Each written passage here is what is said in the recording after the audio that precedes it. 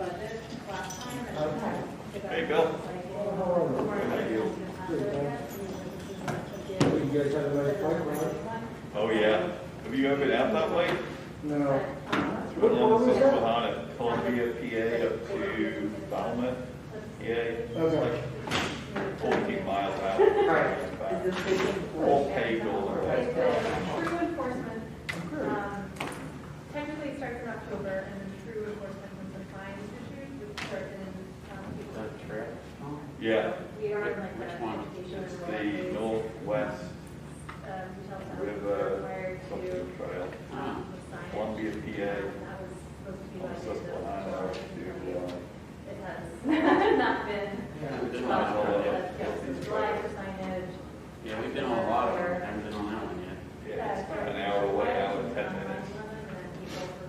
Out Route 30, past Lancaster, bypass, and then Was it from overseas or? But like, really little, we've been debating on one of these for 15 years. I think like, at this step down, or we have cities and states have done it. Yeah. I know it was not right. yeah, well, Yeah. yeah. Right. Yeah. Big bag or how is this show? Yeah. You know, and I think, yeah, like, good, personality. Thank you. Hey, John. Oh, how are you? Good, how are you? So I think fall. I am actually. Yeah, thanks for coming out. Yeah. Are you okay? Yeah, no problem at all. Since I came I saw you. I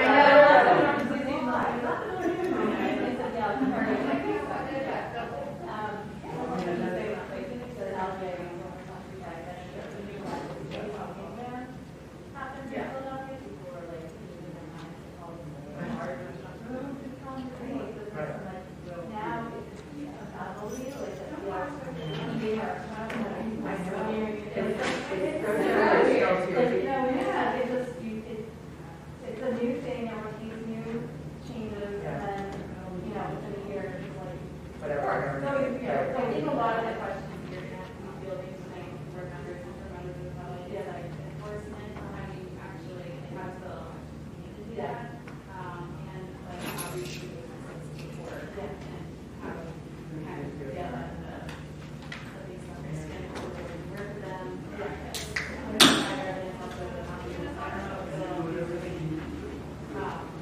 provide some guides or starting to talk about how to do that, of course, code has another layer of logistics that we have to play figure out. But I'm all about it, I'm like, if someone has, that, I want these out, I'd love to give them to someone who can fun. I just started to think like I could race in the city. Yeah. I'd rather just do the t-shirt, you know what I mean? Reusable bag. Yeah. Like, I'm not starting like the. Yeah, a lot of them do, right? Yeah. Roger, we could do the history bag, right? So there are a lot of ways to get to a lot of partners who give them. I think part of it is just advertising and like getting that many partners.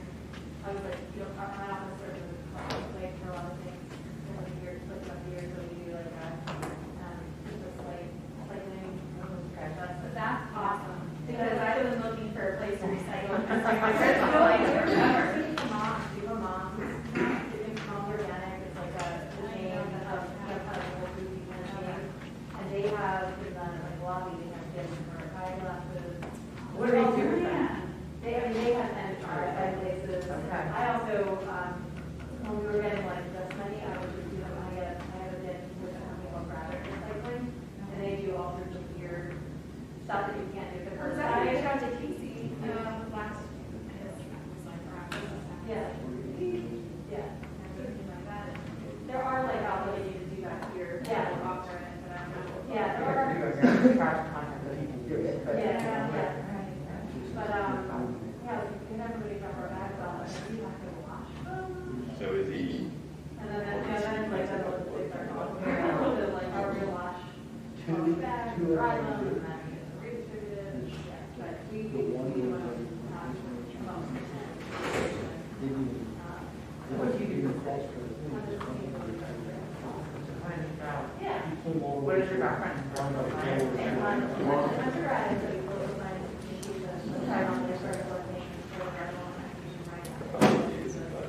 I'll be That's the ordinance. She's in that with lazy time.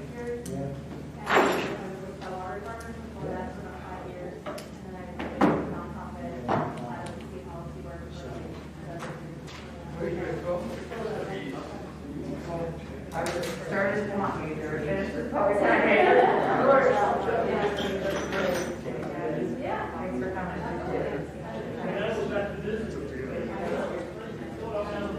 We're about 11 people right now. We're not smart. I'll never. But we should not announce your car. We should just. No, I had to tell my daughter Henderson, and I was not going back home. My first part was on all my videos. Good for you. So back. But I'm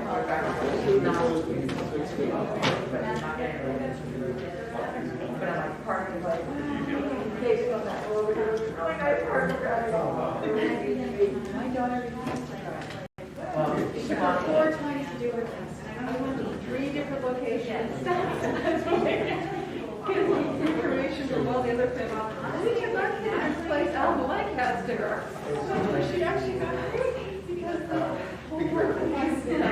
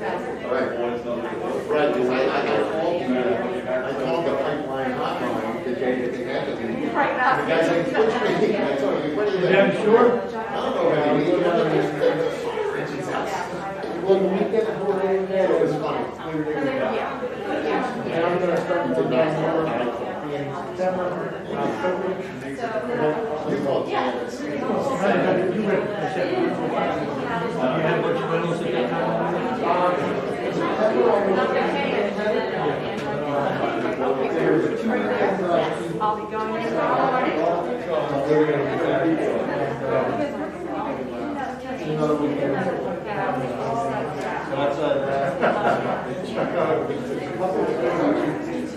One weekend I'll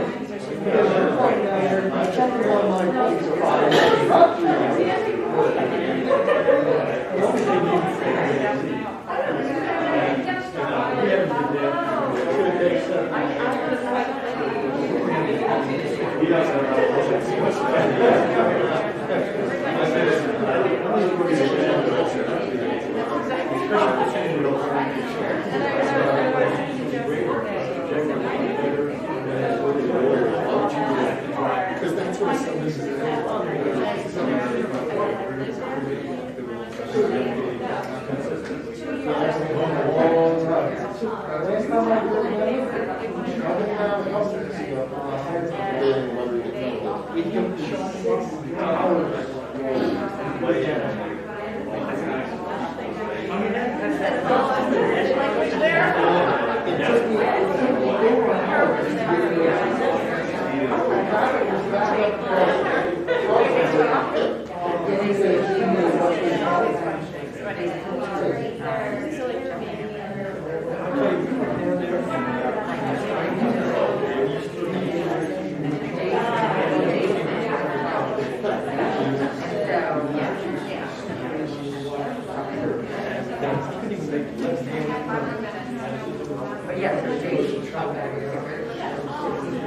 south. Several miles out of my way. It hasn't been that big since the other weekend. That was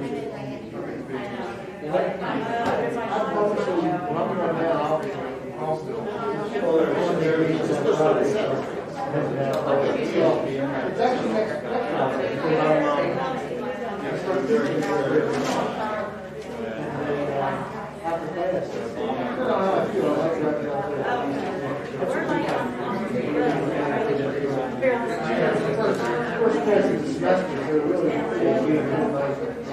here's the syllabus, here's the assignments. What we're going to do this semester. States around the country are let's get away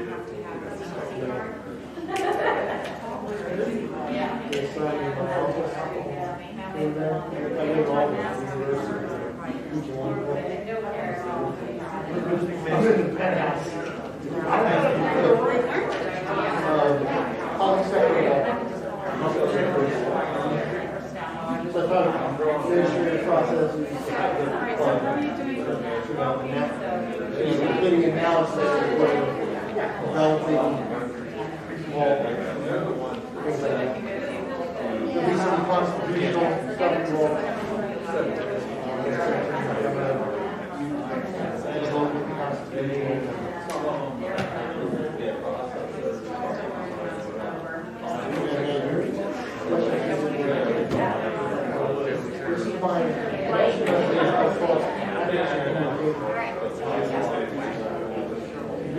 How are you?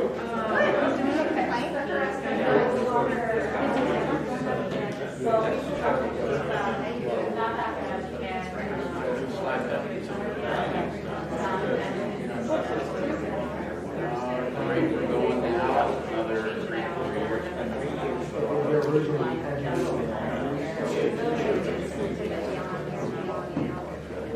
Yeah, I mean, it's not going to be much more than 5, probably 6. That's a lot. Yeah,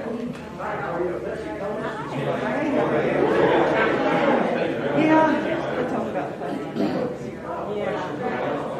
Sustainability. Okay. West Virginia. Yeah.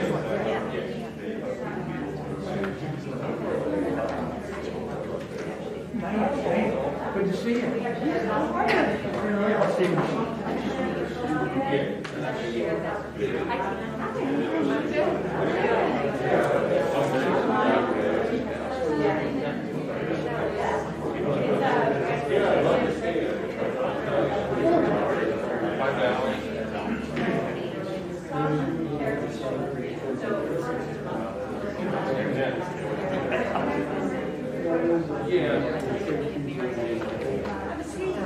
Yeah.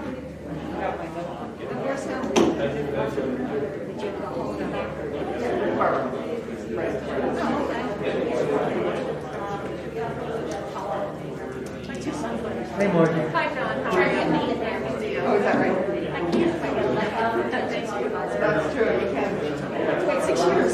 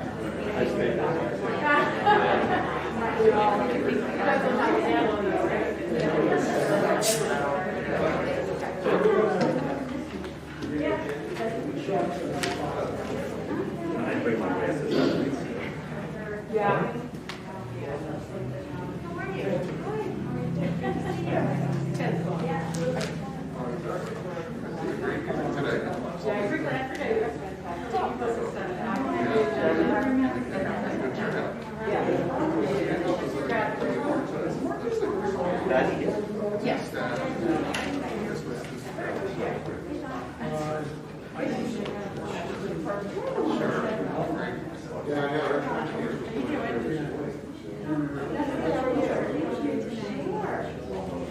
the other day with the house hearing here? Was this morning? It was this morning.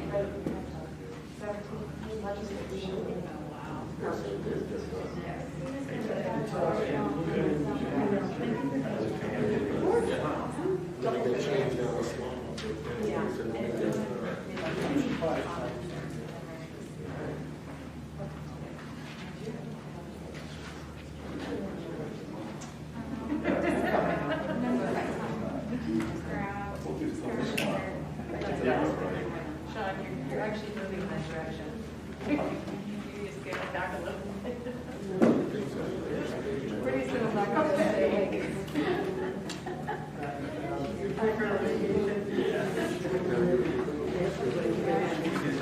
yeah, I'm here. I can come back. I'm already ready. I'm ready to go away.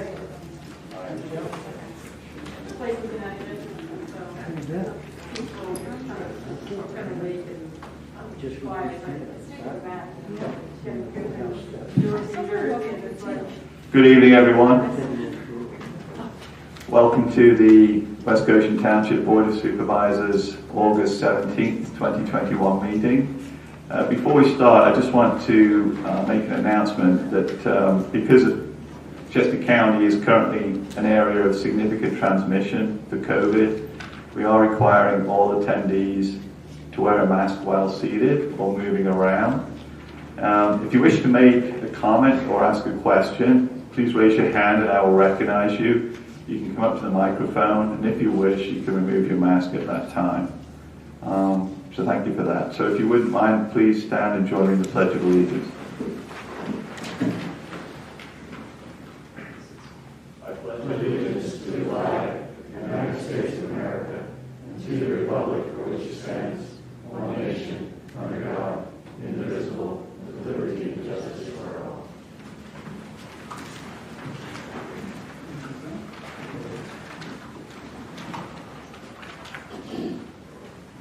Please be aware this meeting is being streamed on the Township YouTube channel, and also the meeting may be audio or video recorded by others present in the room. Our first agenda topic tonight is titled Discussion on a Plastic Bag Ban with Christine Knapp, Sustainability Director for the City of Philadelphia. And I'm going to ask Ashley if she wouldn't mind just introducing the topic and the work that she's been doing with the Sustainability Advisory Committee. Thanks, Sean. Yes, so our Sustainability Advisory Committee has been meeting all year long. We've been working on many different initiatives when it comes to sustainability. We have a couple members here today. And one of the topics that has come up again and again is plastic bags and the possibility of having a ban in West Goshen on plastic bags being given out at retail locations. And I don't know if many of you are familiar with sort of the legislation that's been going on over the past year, but the City of Philadelphia and Westchester and a couple of other municipalities actually had gone to court over this issue because there was a ban on a plastic bag ban, which has now been not renewed, so it's been lifted. So a lot of municipalities are moving forward with it. And so I reached out to Ms. Knapp a few weeks ago. Like Sean said, she's the Director of Sustainability for the City of Philadelphia. And they are moving ahead with the ban. And so she's going to be able to answer, I think, a lot of questions from the board about, and from the public about things like enforcement, any questions that you might have for her. So with that, I'm just going to turn it over to you, Christine. Thanks for being here tonight.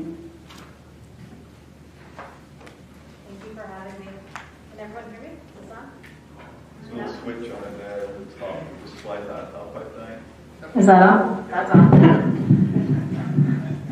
I was worried you wouldn't hear me with the mask on, but I think it's pretty okay. Tilt it, I'm short. There we go. Good? Yeah. Okay, great. So yeah, I'm going to share a little bit about Philadelphia's plastic bag ban journey and answer any questions that you have about what we're doing in Philadelphia or any sort of advice for you as you consider a ban as well, if it's appropriate for your township. So if we can go to the next slide. I don't know if it's actually controlling the slides, but thank you, whoever is doing that. So the first question we usually get is, why are we banning plastic bags in Philadelphia? And the first reason is to reduce litter. The estimate we have is about 1 billion plastic bags are used in Philadelphia each year, and many of them don't end up in the trash. A lot of them end up on our streets, in our waterways, in our trees, on our commercial corridors. We actually had a survey done recently, sort of an index, that found it was the second most littered item on our streets after sort of random paper that was on the streets. The Clean Air Council did a sort of photo essay a couple of years back to have people send in the weirdest place they saw plastic bags show up, and I submitted 2. One was in my bicycle gear, got in my gear as I was cycling, and it kind of almost made me fall off my bike because it jammed the gears up. And the second was in the Philadelphia Zoo pond, where all of the flamingos were right nearby. So some pretty sad examples, but really more, it's the daily litter that we see all over the city. Next slide, please. There's also a real economic and safety argument to be made. We spend as a city, actually I'm going to take this off because I'm kind of panting. There we go, I'm asthmatic, so I need a little bit more. We spend quite a bit of money as a city cleaning up litter, sort of cleaning up out of our waterways, out of our inlets, sweeping our streets. We're spending quite a bit of money on that. And unfortunately, a lot of people still put them in their recycling bins, even though one of our main messages is that they're not recyclable at the curbside. And they get caught in the recycling facility gears, which ends up requiring us to shut them down. Actually, the next slide is an image of what happens. They get into all the gears at the facility, and we have to shut the facility down for several hours while the workers go in and kind of clip them out. And it's actually a pretty dangerous situation for the workers to have to go in and do that. When they get jammed, that jamming can kind of cause a dangerous situation, and then this is not what this equipment was meant to do. But really the stop downs as hours of unproductive time that we're paying people when they can't actually do the work. Next slide, please. And what we also see is that plastic bag litter and litter in general is really bad for our businesses, that people do not want to shop on corridors that are littered, and they spend less time and they spend less money on those corridors that have more litter on them. Next slide, please. So we know that plastic bags or single-use bags are really not our best option, and that reusable bags are really the best choice. I remember talking with my grandmother about environmental issues when I was first getting started in the field, and she was like, yeah, we grew up with, plastic bags have not been always around forever. We used to use, cloth bags, we used to use totes, this has not been something that, we've had around for millennia. I always say, if you don't know how you would survive without a plastic bag, just ask your grandparents, and you'll find out some ways to get around it. Next slide, please. So for Philadelphia, these are the important dates going forward. I do want to say that we've been working on a version of this for about 15 years. I was actually an advocate pushing for this in 2005. There was another legislative attempt in 2007, 2011, 2015, and then finally the one that passed in 2019. So a lot of dates before this point. The implementation did get delayed twice because of COVID, because of the impact that had on our business community and in our ability to do outreach. So implementation is now underway. July was sort of our kickoff for our education campaign. By the end of last month, retail establishments were required to post the signage alerting customers to this upcoming ban. October 1st is technically the beginning of the prohibition period, and the reason for that sort of July to October period was to alert businesses that this is the time to stop buying more bags, to use up the supply that you have. And then in April, the enforcement will actually begin. So October, they'll get warnings, but they won't get fines. In April, they will get fines. And the fine can be $75 per time that they violate the ban. And if there's egregious violations, the city could take them to court to get a judge to impose a heftier fine than that. Next slide. So the types of bags that are banned are all single-use plastic bags with the definition of the blown film extrusion process and the 2.25 milliliters thick. Other bags that are made from other bioplastics are in the same category. They're not allowing those as well. And then paper bags are generally allowed, but there are criteria on the next slide, please, of what kind of paper bags. I guess I don't have the details there. Basically 40% post-consumer recycled content, and that the bag has to explicitly say that on it so that folks know that it's in compliance. Of course, reusable bags are totally acceptable for businesses to provide. I should add that, excuse me, that if a business wants to charge for either of these types of bags, that is in their purview to do so. The city is not mandating a fee at this time. It is something that the advocate community would like for Philadelphia to put a required fee on paper bags in particular, because there's a little bit of a worry that then we'll just have paper bag litter everywhere and an overuse of paper bags, and there's still an environmental impact, even though it's less so, with having a lot of paper bag usage too. So for right now, they're allowed, but there is a push to have a fee on those as well to discourage their use. Next slide. Oh, this was the requirements of the paper bag. Sorry, I forgot if we had this here. So no old growth fiber, 40%, with the word recyclable easily displayed on the bag. Next slide. So pretty much all retail establishments are affected by this. You can see the types that are underneath. The one, I guess, that we get asked the most about is sort of online retailers, which we are not including in this. So there's a difference between like DoorDash. They're going to your local Acme and buying stuff for you and delivering it to you. They cannot use bags. That's not you're doing it online, but it is not an online retailer. Amazon never puts things in plastic bags, but let's just say they did, that would be exempted, because then we'd be getting into sort of interstate commerce regulation that's sort of beyond our purview as a municipality. Next. So yeah, I think I kind of already went through these compliance dates. The department for us that's enforcing on this is license and inspections. They do most of the city's sort of enforcement on a variety of violations, and so they're already out doing enforcement for a variety of reasons. So part of our strategy here is that they would, for example, already be inspecting restaurants and cafes for health code enforcement, and so while they're there, they could also look to see what they're doing with plastic bags and make either a warning or a fine, depending on the time frame. As noted, there is a $75 fine, and we can go to court for more egregious violations. We're hoping we do not have to do that, but that is, what we have and are ready to enforce. I think, like some other legislation in Philadelphia, a lot of it will come from resident complaint, sort of complaint-driven enforcement, because people are out and they can be eyes and ears. So we are working with our 311 system to sort of be able to track complaints that get submitted to the city and sending them to L&I to be able to come out and look and take an enforcement action if need be. Next slide.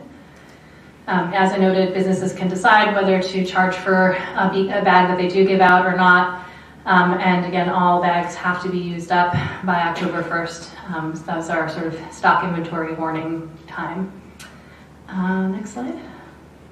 We are providing a number of different resources to the business community. So we have the signage that I mentioned. People had to post by the end of July.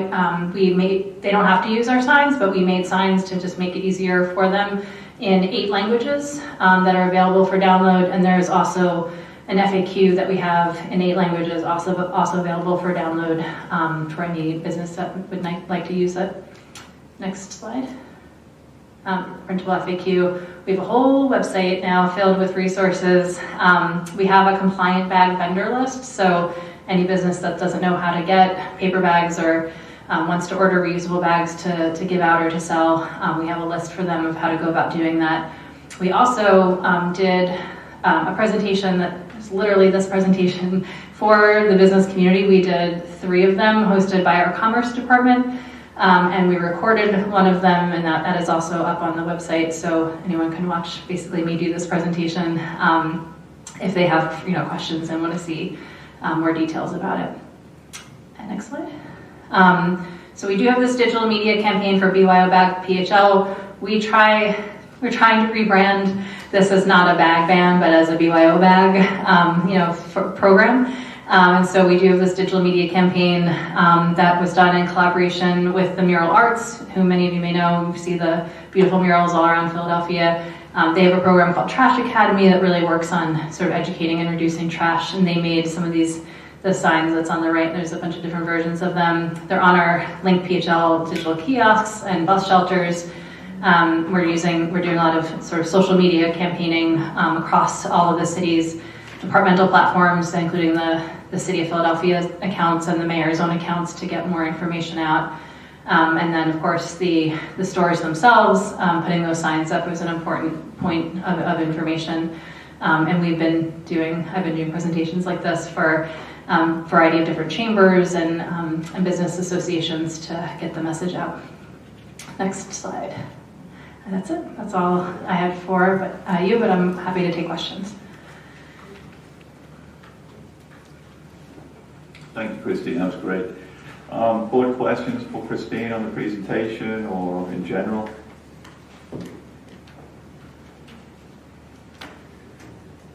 Well, I don't know how you want to do this, but I feel like there's some things that we need to discuss as a board that I feel like you might have insight into. So you said for your enforcement, you're using, say the Department of License and Inspections, which does things like building code enforcement, permit enforcement, health code enforcement. Pretty much they're one of the major enforcement arms that the city has. So it just, unfortunately, they get a lot of things thrown on them like this, but they are the ones that make the most sense to do it. So we're hoping that it can be sort of layered into visits that they're already making, or if they're already in one community, they can kind of swing through and do some additional enforcement while they're already there.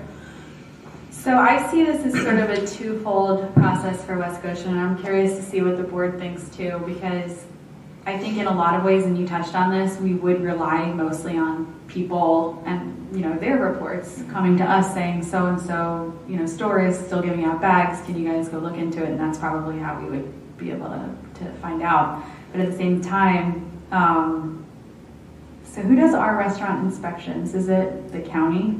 It's the county, right? I know, but it might be an interesting idea to reach out to the health department of Chester County, especially if other municipalities are looking into doing this, and say, look, can we set up a system where if you're already going into these establishments, maybe you can keep an eye out for this because of our ordinance. So I don't know, what does the board think about enforcement? I should just point out that only gets you, sort of cafes, corner stores, restaurants. It doesn't get you clothing stores, toy store, all the sort of other retail. So there's still an additional component. It's at least a part, Can you speak specifically about specific businesses at this meeting and how they've been complying? I don't know that I have a great example. So I guess one thing that came across my desk last week, a councilman sent me that he had gone to Walmart and they are now using 2.25 plastic bags.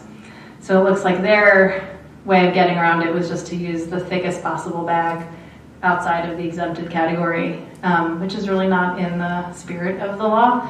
And so I think the councilman wants to reach out to them and tell them, because Walmart's such a big retailer that has a big impact on the environment, to ask them to rethink that strategy.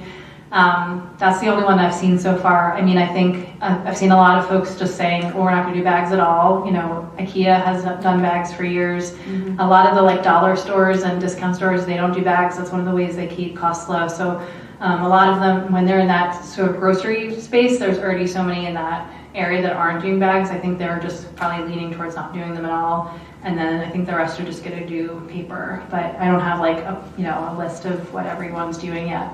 Yeah. Do you know if anyone's had a conversation with Wawa about their I've been operation? so curious about what Wawa's going to do, but no, I haven't seen their plan.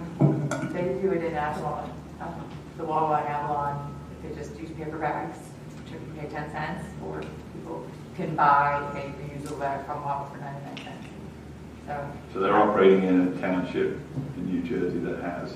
There's several in New Jersey that have it, and I say to the woman every time she says, do you want to buy a bag? I'm like, how many times a day do you say that? She's like, a lot. So did you do a lot of outreach then ahead of time to specific businesses and say, this is happening? Like, did you contact, I mean, obviously Philadelphia is huge, so I don't think that, yeah. So I mentioned we did 3 sort of specific big online webinars that were all the same that our Commerce Department set up. So they did a lot of outreach to the Greater Philadelphia Chamber, the Hispanic Chamber, the African American Chamber, all of the different chambers. There's like an acronym I'm not going to remember of like Retail Association of Pennsylvania or whatever, so all the big sort of associations, the airport, the part that's in Philadelphia, obviously all of those individual retail establishments there. We had the airport do big outreach and tell them all to come. So I think we hit at least 300 or 400 businesses through those 3. So which is a great start because those were probably some of the biggest. I think the biggest challenge is going to be those mom and pop corner stores that aren't part of any association, don't get chamber newsletters, aren't, sort of in the know on other sort of city programs or messaging campaigns. And that's going to probably come through that, individual person calling the city and saying, Joe's store on the street is giving out bags. Right. Do you want to take questions out there? I just want to see if the board has any more questions from the board. John or Robert, you? Let's do. Okay. Well, is there anyone in the audience, in the public here, who would like to ask a question of Christine? Go ahead. Yeah, go ahead. So there's a lot of plastic bag use for those that own and walk dogs. Mm-hmm. Will those bags be banned in the future? So we were talking a little bit about this beforehand. When we were working on the details of the legislation, there were certain bag types that got exempted that we should probably add a slide on. Dry cleaner bags was one that was exempted. For example, in the grocery store, the little sort of produce bags got exempted. But now that we started the education campaign from July 1st, we're getting a lot of detailed questions that are great. The one example I was giving was, I think it was CVS reached out. If you get prescriptions, sometimes you'll notice they come in like little brown paper bags and they're stapled with the prescription information on the outside. Does that paper bag have to meet the 40% post-consumer? I think they actually, I just got one recently and I think they actually are, but like just that question of would they have to, would all pharmacies have to do that? We didn't have that in our consideration. Our law department said that's packaging, that's not a bag. We got like 3 or 4 of those, and I think we're going to get a bunch more of those sort of very detailed questions. So once we're giving them answers in the moment they ask, but once the October 1st date comes around for compliance, we're going to submit a new set of regulations to give more details on which types of bags to include and which ones not to include. That is a lot of plastic bags that are being used for weeds and things. Yeah, I mean, I think the answer I usually hear on that, if you go to the store, there's usually, like the one thing that's exempted is your sort of kitchen garbage bags, right? They're a box of bags. Those are exempted. And so if you go to the store, you'll find like dog bags that come in a roll, and they're usually very, very thin plastic. So you get a roll of those, and those would be exempted because they come in a box as sort of a roll and not the individual bags. Tina? Newspaper bags was the other one I couldn't remember. Newspaper bags, that those are actually not under this because they're not a retail establishment. I have 2 questions. One is, do you have any stats or complaints from the business establishments that their sales have decreased as a result of banning plastic bags? So it hasn't taken effect yet for us, so we don't have that data yet. I mean, we get some complaints that folks think that this will harm them. It hasn't actually started yet, so we don't have that. We would be able to start collecting that data. However, there are like 3 dozen or so cities in the country. There's whole states. There's about, I think, a dozen states. There's whole countries that have done this. So the data is out there if you wanted to look at other cities that have done it to see. Also, talking to some business establishments in West Goshen here, they're saying that paper bags they're going to have as an option if people wanted to buy them also purchase, but they're hard to get right now. Are you finding that same problem in the city of Philadelphia? I have not heard that complaint from anybody thus far. It wouldn't completely surprise me though, because COVID has disrupted so many supply chains, and particularly lumber and sort of trees, which is where paper bags come from. So it wouldn't be shocking if there was currently an issue with procuring them, but I have not heard anyone complain about that yet. And they said the cost was high too, for the paper bags as a result of that. And they can charge their customer if they would like to recoup that, right? They could do a 10 cent or 5 cents or whatever it is that they felt appropriate. And I should say, I think that's maybe the top question to ask if you're considering is whether you want a fee or you want a ban. Many cities have taken different approaches to that over time. We had started with a fee in the first couple iterations of this, but ultimately the sort of mechanics to set up a collection system. The idea was to do 5 cents, let the retail establishment keep, now I forget which it was, they kept 3 and we got 2, or they kept 2 and we got 3, whichever one it was. But to be collecting, these relatively small amounts of money still requires a infrastructure system as if you were collecting taxes. So, and then you would hope that the amount collected actually goes down over time. That's the point, right? Is to change behavior. So then you get a city used to having a certain stream of income, and then that income gets reduced over time. So ultimately it felt cleaner and cheaper to ban them. As I said, if at some point a fee gets added for paper bags, I think we'd have to revisit that conversation around the collection mechanism. But I think it also works well to have the establishment just decide whether they think they need to collect that for their own recovery or not. Sean, I have a question. Go ahead, Robert.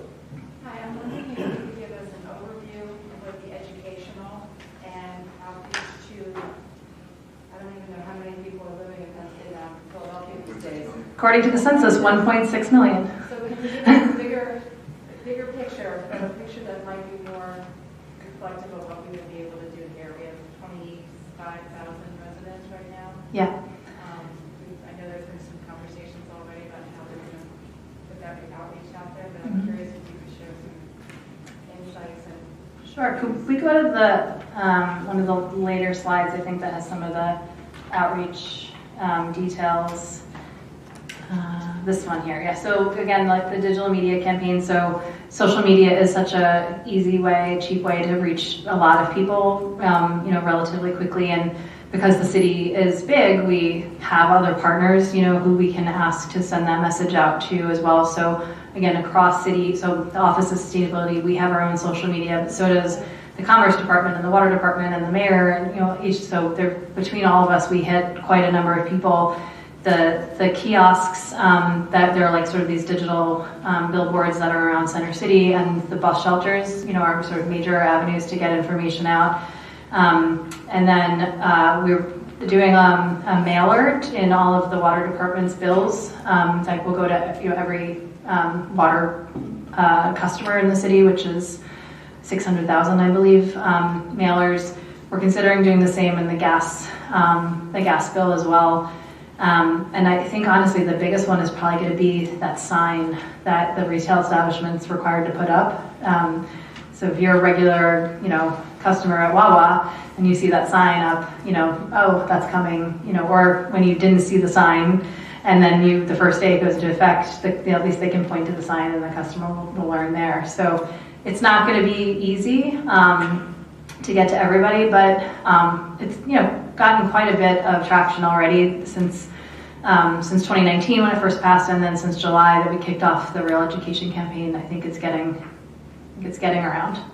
But I would suggest definitely giving yourself lots of time. That you're not going to say it's a ban, let's enforce tomorrow. Give yourself a lot of time to begin educating the businesses, educating the residents. Giving people lots of grace period to get used to that.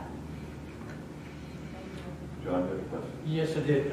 There was legislation that was passed by the Pennsylvania State Legislature not allowing bans to be put in place until, I believe it was July 1st of this year. Is there any legislation that's pending at this time that would further extend that ban on plastic bag bans? So it wasn't actually standalone legislation. It was part of the budget deal. which is the only way that it could get done at the time, was what our understanding was. Thankfully, I used to work in Harrisburg, and thankfully I don't have to do that anymore. But our understanding was the governor, there's always the give and get at the end of the sort of budget negotiation period. And at the time, we had just begun to pass ours. I think it hadn't even been passed yet. And so he basically was like, if there's no municipality who this ban is going to affect, that's going to be a thing I'm going to give in order to get whatever it was he was trying to negotiate. So it went into effect so that the issue could be studied for 1 year, and then it expired at the end of that fiscal year. There could be a legislative attempt to actually, make a true bill. Again, I don't pay that close attention to Harrisburg politics anymore, but what I've heard is that it wouldn't be veto proof, that they wouldn't have enough votes to actually get a ban passed. Okay, so you're not aware of any at this point? There are many. I wouldn't be surprised if there was an attempt, but I haven't seen any this legislative year. My next question is, you're starting this process as of July 1st, or actually I think it was October. October is when you're beginning the implement the ban. Mm-hmm. Is there any litigation that's currently going to the courts questioning the ban in Philadelphia? Nobody has sued the city on the ban so far. But the city is involved. The city has, we basically filed against the preemption with Westchester against it, but now that it's sort of expired, we don't have to really move forward with it unless we wanted to make a point. Well, the case is still going on. Yeah. It's actually, they're trying, we're involved in a conversation with all the parties on Monday as to whether we'll try to have a stay of the action. But the issue is whether there will be legislation that comes, and so they would still want the issue to be litigated on whether that preemption law was lawful or not. So the court system may still make a decision on whether it's even lawful for the legislature to impose such a ban. But that may get stayed for a little bit of time. Well, I guess my question was, on the flip side of that, is there litigation, or is the city of Philadelphia being sued not to allow this ban to go into place? No, there's no legislation against the city about it at this time. We did, as you probably heard, with the sugary beverage tax, had faced a number of lawsuits, but we have not received any on this. Any other questions from the board or the audience? Well, thank you, Christine. That was pretty informative. The board's probably going to discuss a little bit the way forward now, so if you're happy to stay and listen to that, or you can head on back to Philly. It's up to you. But again, thank you for being here. Absolutely. And you have my email. If you have any other questions, please reach out. Great, thank you. So, board, we had a presentation from our Sustainability Advisory Committee several months ago that we just talked about the issue of plastic bags, single-use plastic bags. We were generally supportive of moving forward. We wanted to invite Christine here and hear more about what was actually happening with the city as they were further along in their journey. I know Kristen represents Westchester Borough, so they've obviously considered what kind of ordinance they would have to create. So my question to the board really is, where are we tonight, and what do you want to do in terms of next steps? Casey, if you want to say a few words or comments, or Kristen, in terms of what you know about where the borough is, that might be helpful to the board. I mean, the borough passed theirs, and I think they, given the legislation, they had COVID, they slowed the implementation of it. They're in the community outreach and determining when to implement it. I don't know if a decision has been made. Diane and Aaron may know the answer to that. Tonight at the work session, and tomorrow they're going to vote on enforcement January 2022. Yeah. So the ordinance is in effect. But they did not go forward with implementation and enforcement of it because of legislation and then obviously COVID.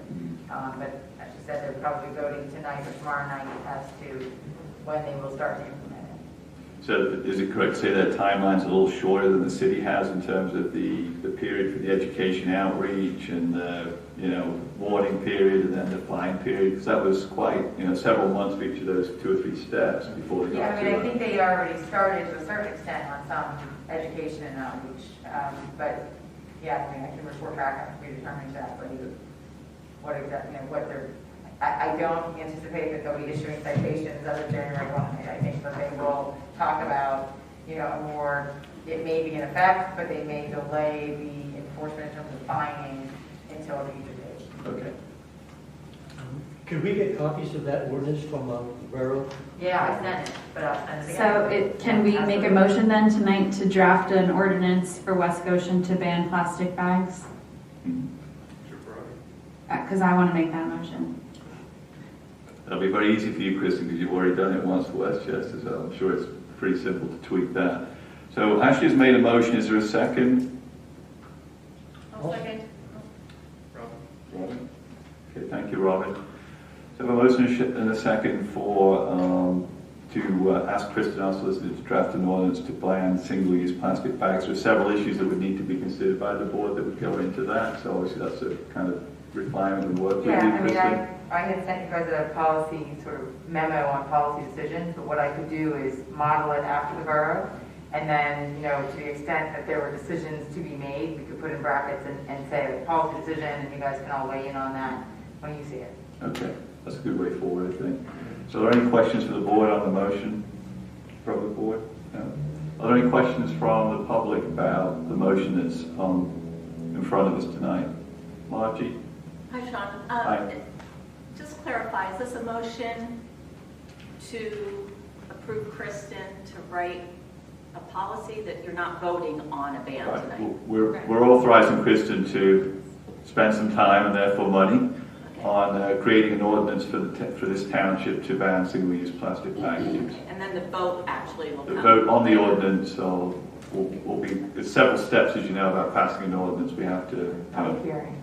have a public hearing on it. We have to have a motion first to, have it go out for advertisement for a public hearing. Okay, got it. Thank you. Any other questions from the public? Okay, all those in favor of the motion say aye. Aye. All those opposed say nay. Vote passes 4-1, please. Thank you, everyone. So we're going to move on the agenda now to item number 5. Constituent update from Representative Christy Houlihan's office with Scott Nelson, Senior Constituent Advocate.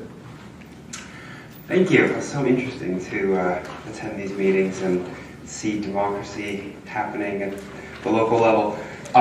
So my name is Scott Nelson. I represent Congresswoman Christy Houlihan. And in the 6th Congressional District, our office is just down the street. It's technically in West Goshen, although it has a Westchester address. I have been here, well, once on Zoom last year and then back in 2019 in person. So it's good to see you again and be here again.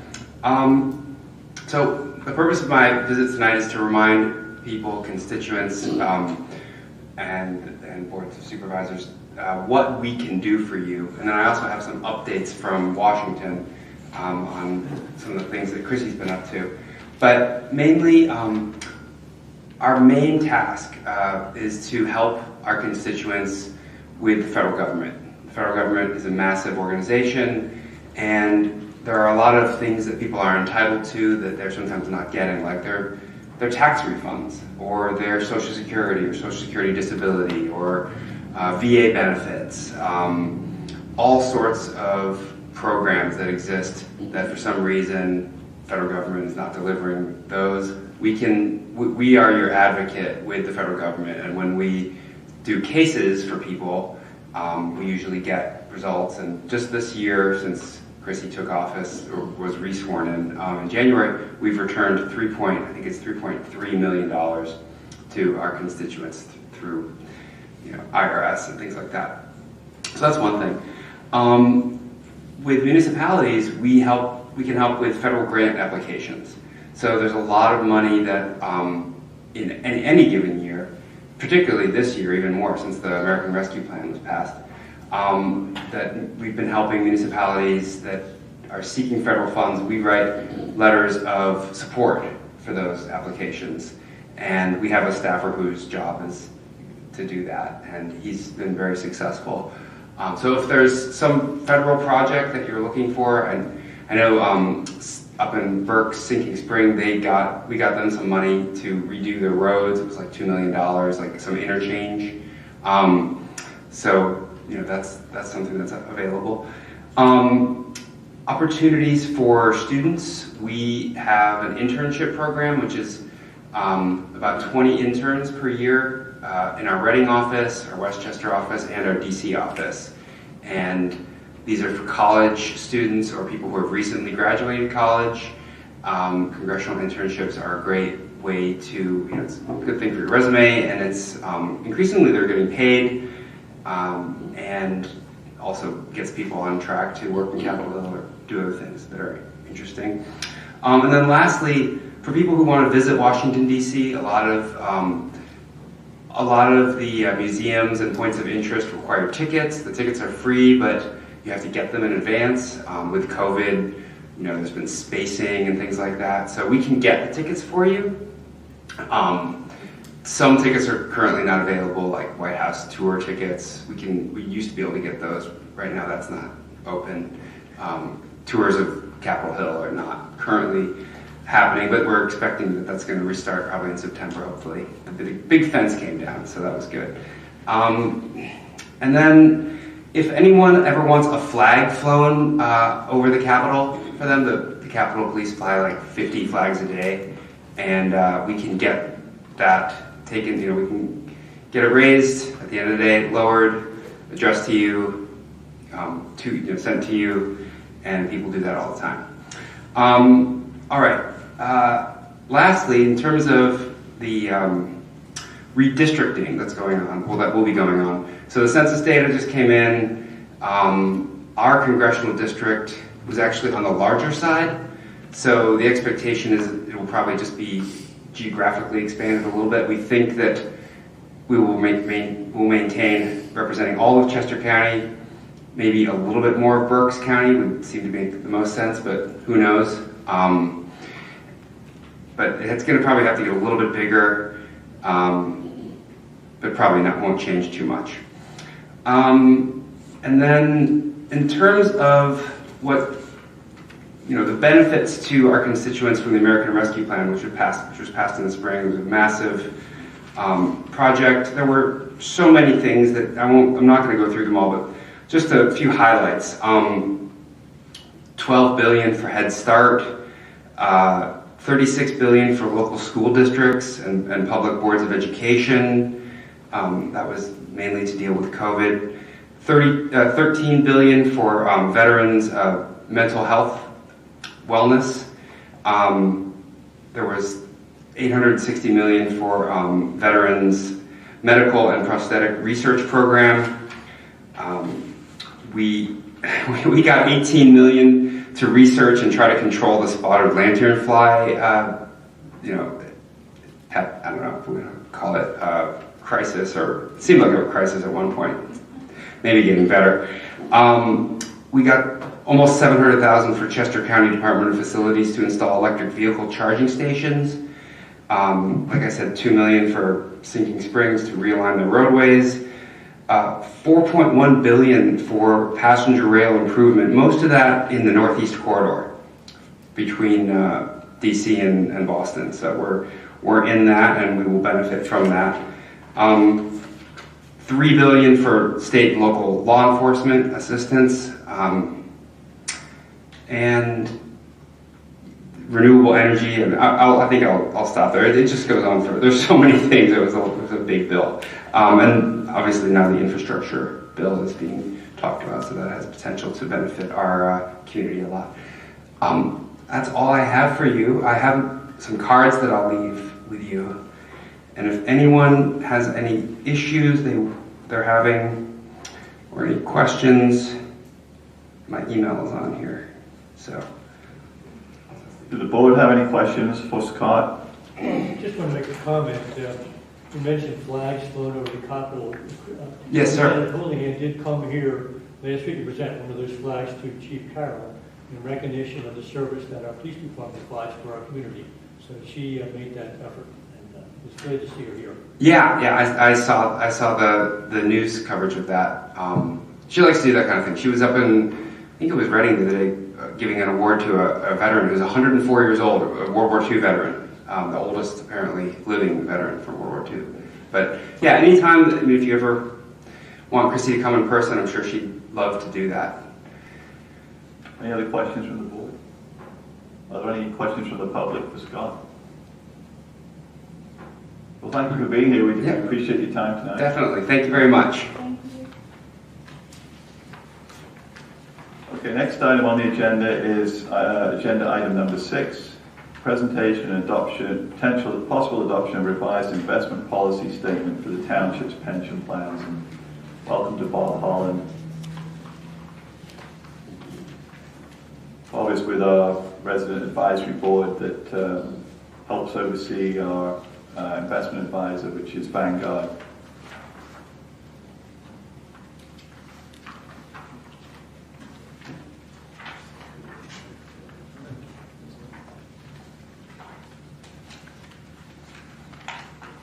I'm going to put my mask down, not so you can hear me better, but more that I can actually see what I'm reading because my glasses are fogged.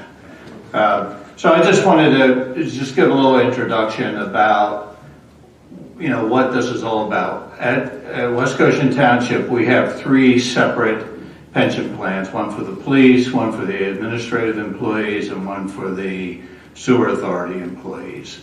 And the police pension plan is largely mandated by the state, and all municipalities have to have a defined benefit pension plan for their police. And the township, over the years, has decided that the other 2 plans would mirror whatever the police plan was. So the contributions to the plan are pretty much based on a equitable basis, but largely based on what the police benefits are. The investment committee is an advisory committee. We meet once a quarter, and we about 14 years ago, I think, we changed our investment advisor to Vanguard, and every 10 years we put that out, put an RFP out. We're required by law to do that. So about 4 years ago we did that, and we retained Vanguard. And I believe the investment committee feels that they do a really great job, and they do it for a very, very reasonable price compared to other investment advisors. We benchmark their performance with other indexes. So we don't just accept the performance we get, but we benchmark it so that we make sure that they are, equal to or exceeding other benchmarks that mirror the investments that we have in the plan. So Vanguard has made presentations over the years about the returns, future returns that we can expect on our equity investments and our fixed income, largely bond investments. And currently we have an allocation that we have an investment policy document that drives this, and we are bound by that document to be 65% equity investments, 35% fixed income, largely government and corporate bonds. We thought about, well, what if we change that allocation a little bit and just change it from 65-35 to 70-30? And we asked Vanguard to do a study. This is an excerpt from the study. Now, one of the things that we always have to remind ourselves in the committee is that we are investing for a 40-year threshold. And it's not the same threshold that I'm investing for, because I don't have 40 years. And, so when we look at the allocations, when we look at the information, over time, there's ups and downs in the market, but we can look at it over a 40-year period of time, the averages, are pretty compelling. So in this, I pulled out from the Vanguard report the 30-year threshold, because they did a 10-year analysis and they did a 30-year analysis. And they, so in what is page 8, it's the second page. They looked at the percentile expectation of returns, and then there you see a column, the current, the 65-35, and the 70-30, which we're proposing. And in the 50th percentile, it's about a 1.15% increase. And that doesn't sound like much. But when you compound it for 40 years, it makes a big difference. All right? So I'm going to just jump ahead to make that point. And on page 10, that 50th percentile, right, showing the change in the allocation is a difference of $9.5 million. So the return that we get on our investment portfolio in the pension plans is the difference between what the township would have to contribute to the plans and what the investments return. So, in short, that is essentially why we're recommending going to a 70-30 allocation rather than a 65-35. We also did look at, well, what is the, if you look at the higher percentiles and lower percentiles, you find that the downside risk is very low. And interestingly enough, Vanguard added an analysis of the probability of a negative return in any given year. And I thought it was appropriate just to throw that out, that there is a 99.59% chance that there'll be a negative return, right, in any given year over a 30-year period, right, of minus 5%. And it's 99.82% at the 70-30, right? So you can take a look at that analysis. But I think the real point of this is that we're investing for the long term, and a bad year is just part of that longer term. So with that, I'll just open it up for questions.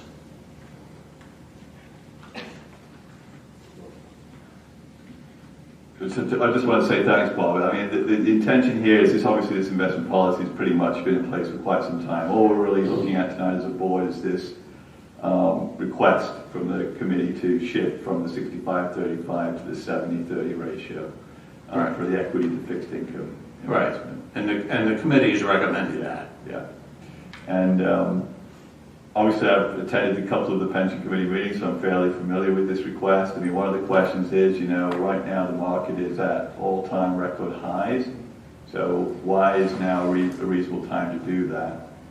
And you kind of made the case that this is really, assuming West Goshen Township and staff are here, and we have a pension plan, it's in perpetuity. It's not like everyone's going to retire in 10 years and the plan will be finished. It's got a long-term return aspect to it that we need to think about.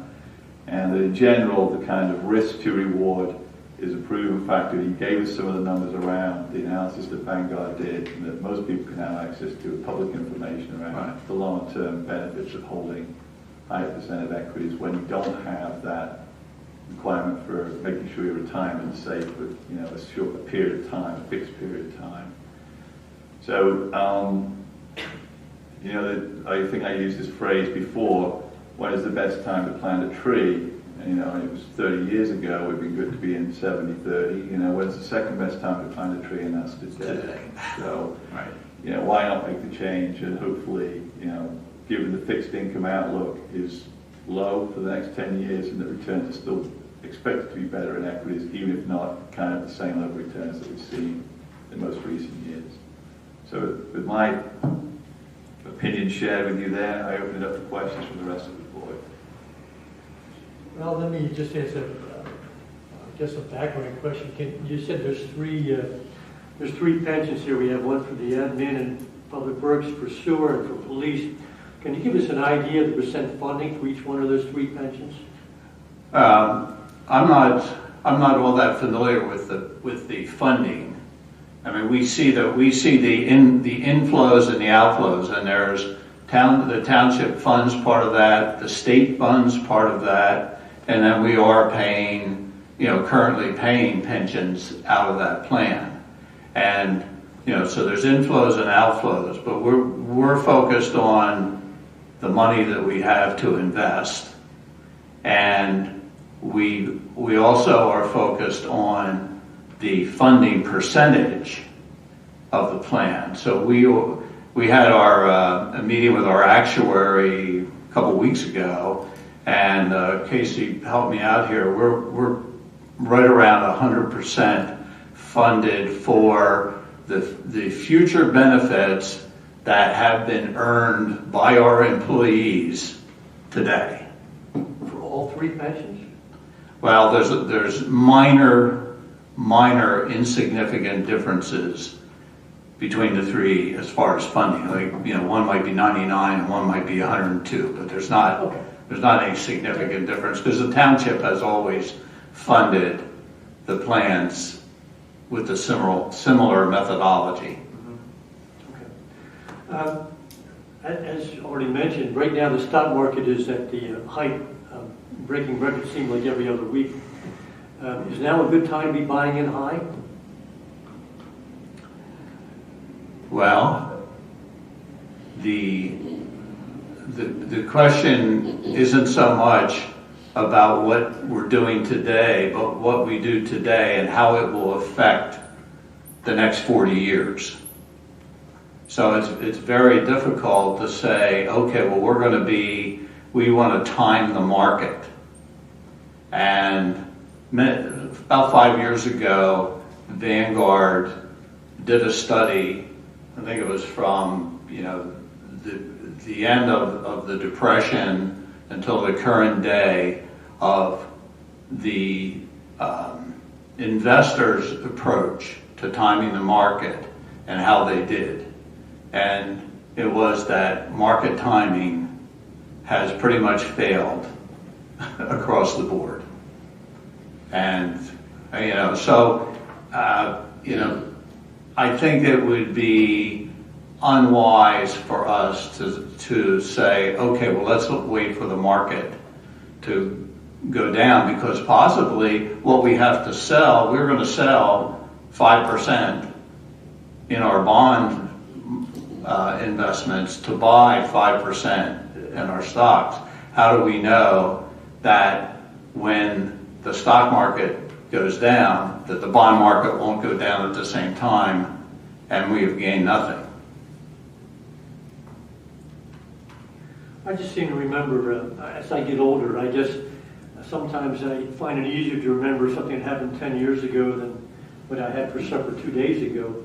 I do recall back in 2008, 2009, where there was a tornado, literally went through the stock market and reduced portfolios by as much as 40%.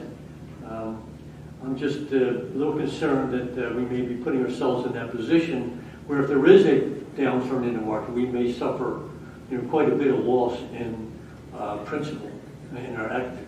I don't think there's any question that will happen some point in time.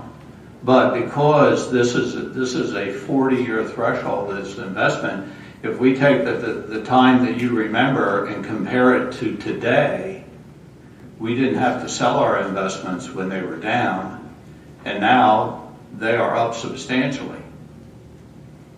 Because the 40% of the market went to about 8,400, as I recall, and now the market's at 35,000 and change. You're looking at it for long range. Right. Other board questions?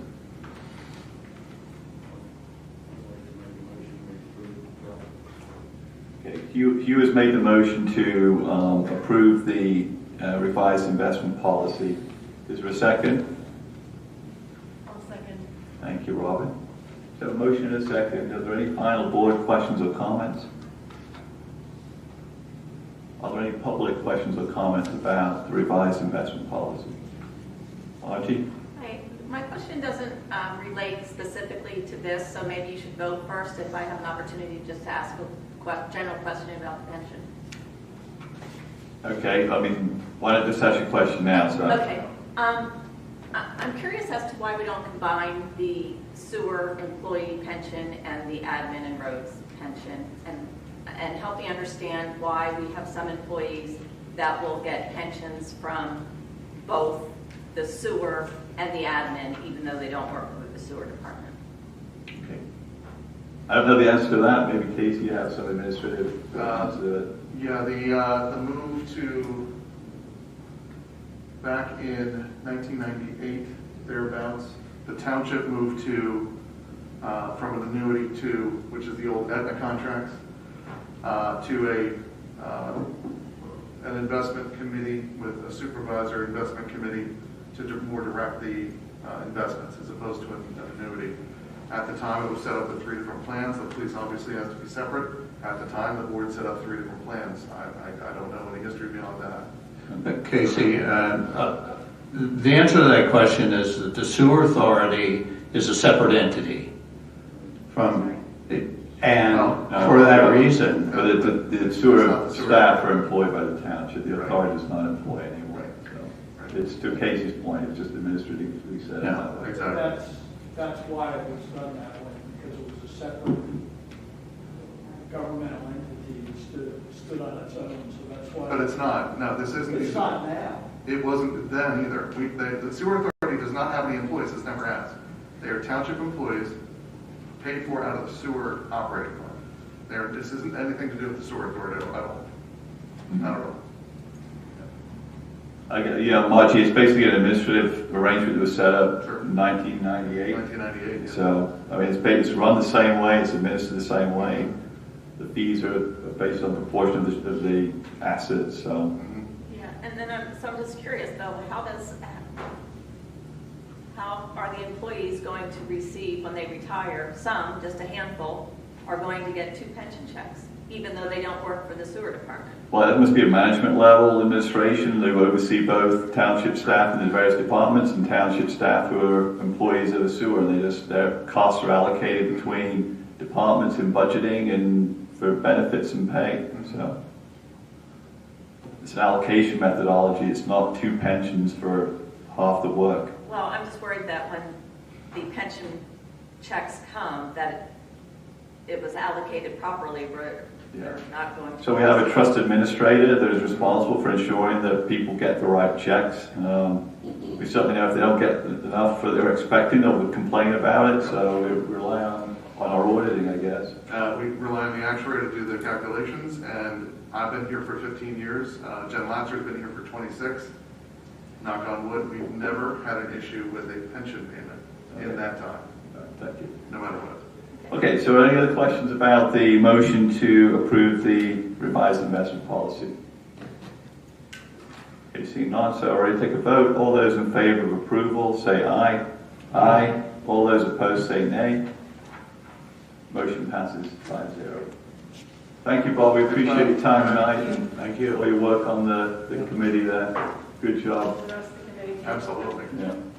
Just again, you've probably heard me say this before, but this committee and Vanguard, in the 12 or 13 years since Vanguard took over as investment advisor, their annual return is compound 8%. So if you're achieving 8% return on your investments and your savings, you're doing well. So we certainly appreciate what you've done. So thank you. Okay, moving on. The next agenda item is number 7. Continued discussion of energy transfer Boot Road pump station issues, and there are 2 things we're going to discuss tonight. The first one is discussion and possible approval of a West Goshen Township emergency communication plan. So I'm just going to turn to my notes to do a little recap here. So just for everyone who's here, there were lessons learned from the emergency situation that happened on the night of Memorial Day at the Boot Road pump station, and it highlighted the need to more effectively communicate at the time of an incident with residents. The post-incident review the board conducted in June, we had feedback from local residents who indicated a clear lack of communication on the incident status at the time and confusion on what action they should take. To address the gap, we discussed a draft of a proposed West Goshen emergency communications policy at the last Board of Supervisors meeting, which was August the 3rd. And as a follow-up, we'd also requested input from Chester County Emergency Services on the policy, and Mike Murphy, who is the Director of Chester County Emergency Services, provided that input, and we do have his input from his team reflected in the current version. So it's kind of late getting here in terms of what we're looking at for today's meeting, but we do want to have that conversation so we can kind of get this as close to the finish line as possible, because we really needed this in place to effectively conduct a tabletop exercise with the county later in September and see if we have got something in place that closes this gap around an incident at this pump station when people do not know what is happening. Is it a true emergency? What do they need to take action themselves, or is it just an incident that is being managed and doesn't represent a threat at a particular time? So that is the basis for what we're trying to solve with this policy. So Casey, do you want to just describe where we are? I know Mike is. Yeah, Mike's here from DES as well. I provided the draft that was reviewed by the board at I guess the last meeting. I forwarded the edits over to Mike Murphy, Director of Emergency Services, and he provided kind of a re-edit of the policy, slimmed it down and streamlined it. I think made it more clear to the point where it generally has the same general topics, overview, purpose, authority of who can send out a message, who should contact 911, the various notification types, the notification systems that would be used at the county level and the township level, the notification guidelines, and then a section about non-emergency notifications. For example, if like what happened Memorial Day night, we had the fire company, energy transfer personnel, and the police show up at the Boot Road pump station, but there was no communication to the residents to shelter in place, evacuate. So it did not rise the level of an emergency notification going out, again, from the county stating shelter in place or evacuate to another location. So Mike did provide those comments in a relatively final draft form, I believe. So Mike is here, I'm here, Chief Carroll's here. So if the board has any questions or other streamlining you want to do to it, edits. So let me just kick it off then. Yep. So one question I know the board has, and is, Mike, when we talked about this in that post-incident review, we knew we were looking at, who are the authorized people responsible in West Goshen Township to be able to get this message out.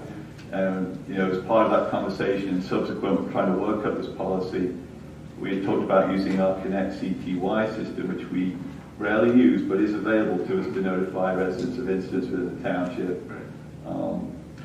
But Mike, I see in this version you provided, you're advising now against using that, and that we should really, whatever the policy and process is in terms of the authorized personnel providing that communication, we should really leverage the Ready Chesco system.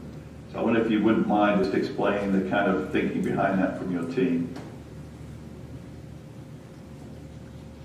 So I'll just clarify that there's a distinct difference between protective action messaging, which is that emergency messaging done through the 911 center at the incident commander's request, or that authority list that you have outlined there, and then all other, the non-emergency interest type messages that you want to put out to your residents. That municipal side, that's whatever system you choose. So if you have a system in place that the Connect CTY system, that's perfectly fine. I think I left that in there for that purpose. That is certainly the board's decision of what works best for you at the municipal level. So what I really tried to focus on was pulling out those emergency protective pieces that lies with 911 at the request of the incident commander. just to clear that and then draw that clear line of here's emergency stuff, here's everything else, and everything else is what we talked about in June, how you get that message out to your residents. Okay, so just for clarification then, so that specific incident at Boot Road on Memorial Day weekend, it was an incident of public interest because of the response and the fact that it was at the pump station, which is a high visibility hazard location. Are you saying that actually that still would have been, in terms of the communication at the time of the incident, would have been through Connect CTY? As this draft policy is written, yes. Okay. Yep. I think that's what's confusing us a little bit as to whether there was a change of intent there. So, no. The part of the draft policy shows that. I think there is potentially a little bit of confusion, and later on in the document where it talks about Ready Chesco for these kind of non-emergency notifications as well. So we may just need to correct that. It should be very clear. Emergency stuff is the request that goes to the 911 center for that to happen there. Non-emergency, public interest. I think there's also another term in there. I forget what it's used, but it made sense to me for those events of interest. Those all happen from the municipal level at whatever platform you want, with whichever authority. And I think you just had the same folks that had that authority, which made sense to me as well. So Casey, it's on page 3. There's a paragraph there. If a non-emergency notification type is determined, yes, I think it needs correcting that. It would still come from Connect CTY. Yeah, I received that comment from John and a couple other people who reviewed it, so that's fixed. Okay, so thanks for clearing that up, guys. Is there any other questions the board has on the revised draft? Well, yeah, so we will clear that up, because it really isn't very clear at all here, because the actual terminology is similar. On page 2, non-emergency notices, which would go through the Board Connect CTY, described as incidents of public concern. And then on page 3, the same terminology is used where we would be using Ready Chesco, so that needs to be clarified. Now, the other concern I have is about the authority there on page 1. The following individuals listed below are authorized to activate this policy as circumstance permit, and then there's a laundry list there, 1 through 6, but it doesn't give any hierarchy there. In other words, it could be conceivable in an incident of concern or a catastrophic event, either level 1 or level 2. You can have several individuals there on that list attempting to give either Ready Chesco or Blackboard CTY notification to activate. I think there should be some level of order of command here, so that the on-site incident commander should have first priority in making that initiation, rather than saying the board of supervisors chair making that activation. So there should be a hierarchy there of command in the policy. So as far as the emergency where a protective action message needs to happen quickly, where we need the incident commander or whomever has information that the public need to be protected, we want to get that message out as quick as possible. So the 911 center is going to accept that request from whomever they get it to. That's going to be probably a first responder. That's why I think your policy says that they can do that over the radio, they can do it by phone, whatever method they have quickest to get that information to the 911 center, the 911 center is going to do it. Now, I'm sorry. Sorry. When you're talking about the non-emergency, that stuff that happens from the municipal level, you may want to have some internal policy and procedure on maybe some chain of command there, or some authority, or whomever, or if you just, if that's a trusted list of folks, I'm not sure how that works at the municipal level. You understand my point. There is a hierarchy here that should be followed in any situation, either a level 1 or level 2 incident concern or a catastrophic one, so that there wouldn't be any confusion here in line of communication and when it's to be initiated and what that message would be. And the way your suggestion here is does not have such a hierarchy of command. Are you saying that these following people that are listed under authority should in the following order. Yeah, there should be some commander, hierarchy there. Then this person, then this person, then this, Yeah. like if all those other people weren't available for whatever reason. I don't know if you, I mean, I read this and I thought that was sort of an unstated Yeah, and that's the, understanding. Like I didn't know that we really had to put that in there, but are you saying that you'd rather have it? It was in our first initial draft that there would be a ranking here, depending on who's there, situation as the circumstances would demand. And here we just have a list of those who are authorized So to you're saying you activate don't the want policy. the chair of the board and the, emergency management coordinator at the same time saying, Exactly. There should be some hierarchy can you there, make demand that more clear, I structure. guess, in the policy? Yeah, we can rewrite that. I think it's clear, like you said, for an emergency, the incident that requires a ready, chest, go, and communication. It's going to come from the incident commander, given the state of the command at the time of the incident. Again, just using the Memorial Day weekend incident, there was an event of public interest. The incident commander is going to say this is not an emergency. So it would be at the time this would be the order that we would say who's available. So if Andrea was there, she would be responsible for activating the Connect CTY and providing that message. If Andrea was out of town, it would be the on-scene West Goshen Township Police Officer, etc. So that it would be, in order who was available and aware of the event at the time of the incident. And that's what we're going to test at the tabletop exercise, basically. We're going to have an incident commander say this is not an emergency, and they're not going to do anything with ready chest go, and it's going to fall on the West Goshen representative in that tabletop exercise to say, right, well, it's an event of public interest, so I need to do this. So we're going to test this order out, and then as part of that exercise, we can say, okay, Andrew, step aside, you're out of town, who's doing it now? And see how it works. Exactly. Do we have a date for that tabletop exercise for West Goshen? Casey, John, I sent it out to you today. I mean, we just have to get back. And there's a list of 4 separate dates. Did you not get that? No, I didn't. Did you send it out today? I didn't get that. Okay. Yeah, it's moving along nicely. So we have this draft revision now. Are there other questions the board has from reviewing it? Well, I just wanted to bring up also about the tabletop exercise, inviting those energy transfer folks to. I did it at the same time as I invited you. So that's okay. Yeah. So I sent it to Joe Macero at Energy Transfer so he can get his key personnel who will be involved to give us those dates if they're available. Because they need to be there. Casey, do you want the board to approve tonight this policy, or do you want to go into the tabletop exercise with it just as a working document, get the lessons learned from that, and then finalize it? Which would you prefer? I would suggest we do that because the tabletop is a learning exercise for everybody. It's the first time I'm sure any of you have been involved except Hugh in any type of emergency training like that. So I think that would be worthwhile, definitely. Okay. Board in agreement with that approach? Yes. So you're going to table it? Well, I think there's a couple of updates we just discussed, or, 2 updates that I made a note of. So we'll update those and share it back to the board, and that'll be our working version to go into the exercise. Exactly. Good.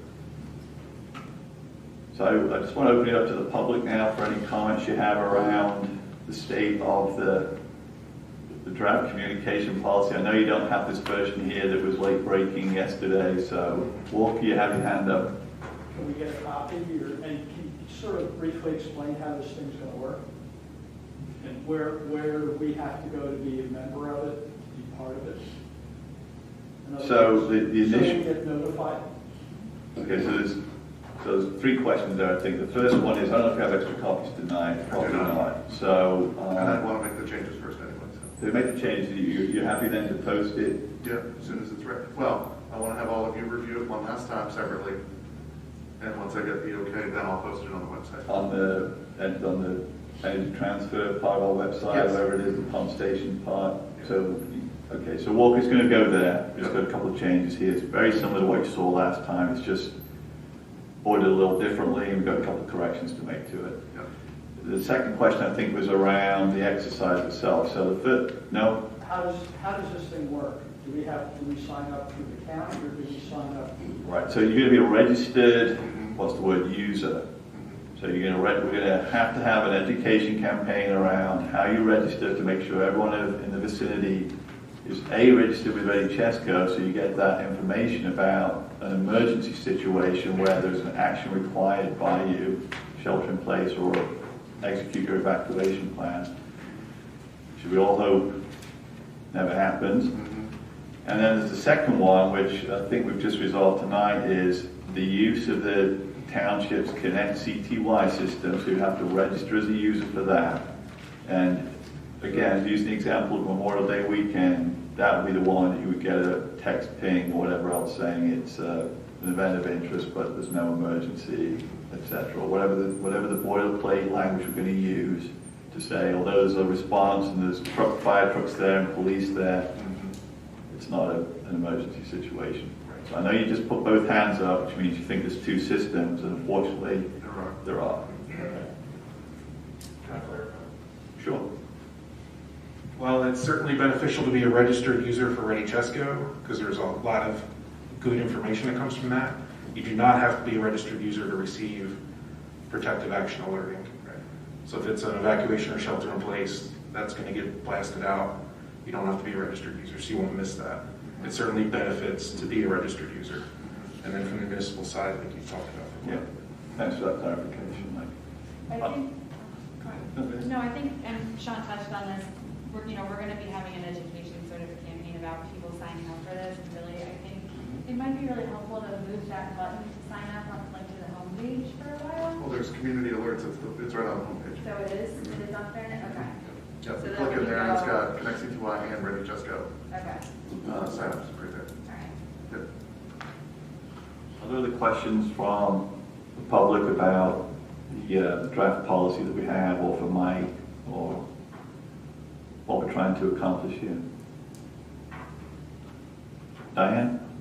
Yeah, I just wanted to commend and thank the board for working on this and collaborating with Chester County Emergency Services. As representative, also serving your constituents, this is clearly one of the biggest issues that I'm dealing with on the state level, and it became very apparent to me very early on that this is first and foremost one of the most important steps that needed to be taken so that residents are communicated to as soon as possible so that they can gain some comfort level that we are all looking out for their safety, because they understandably don't have a comfort level right now given the history of this pipeline. So I just want to thank you for this really important work. Thank you, Diane. Obviously, we've a little way to go before we get this buttoned up a little better than it is right now. We're only in a draft policy document. We actually have to test it both with the tabletop exercise, and unfortunately, my guess is there'll be another incident of public interest at some point that we'll see if it works in the real world. Okay, so, yes? Sorry, just a quick, not my business. Do we have an actual deadline where you feel like you will have this implemented and will be ready to go? I think so. I think, just thinking about it tonight, we've got a working document. We're going to test it mid-late September with a tabletop formal exercise with the county. We may get some further refinement out of that as to whether something didn't work or did work. And we'll have a document then that the board will approve as a policy to how to communicate to residents in the event of these incidents. And then it will be in place. And when something happens again, we're going to see if it works. And hopefully it will. Okay. Any other questions? Okay, we're going to move on to the second part of the conversation about the pump station, which is current status and discussion of actions on the persistent nuisance noise. A little summary somewhere I wrote on that too.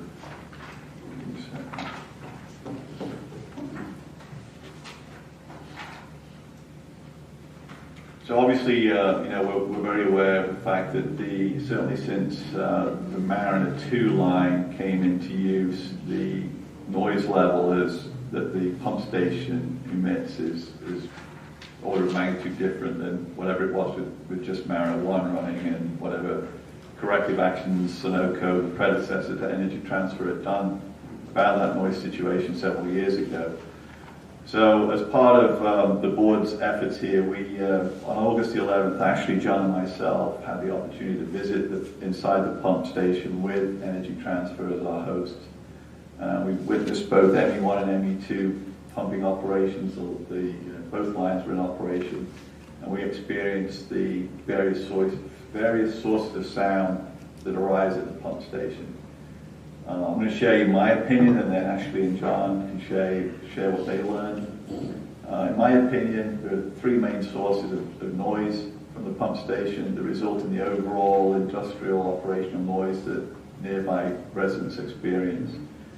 The actual fluid flow through both pipelines creates kind of vibration. You've got that flow through a pipe, relatively large pipes, and even though they're insulated and have pipe supports that are insulation on them, it still generates a flow noise. It's like having that hose running outside in your house. You can hear some of that flow through the line. So imagine that on an industrial scale, 8-inch, 12-inch lines, thousands and thousands of gallons. You're going to get a noise created. It's outdoors.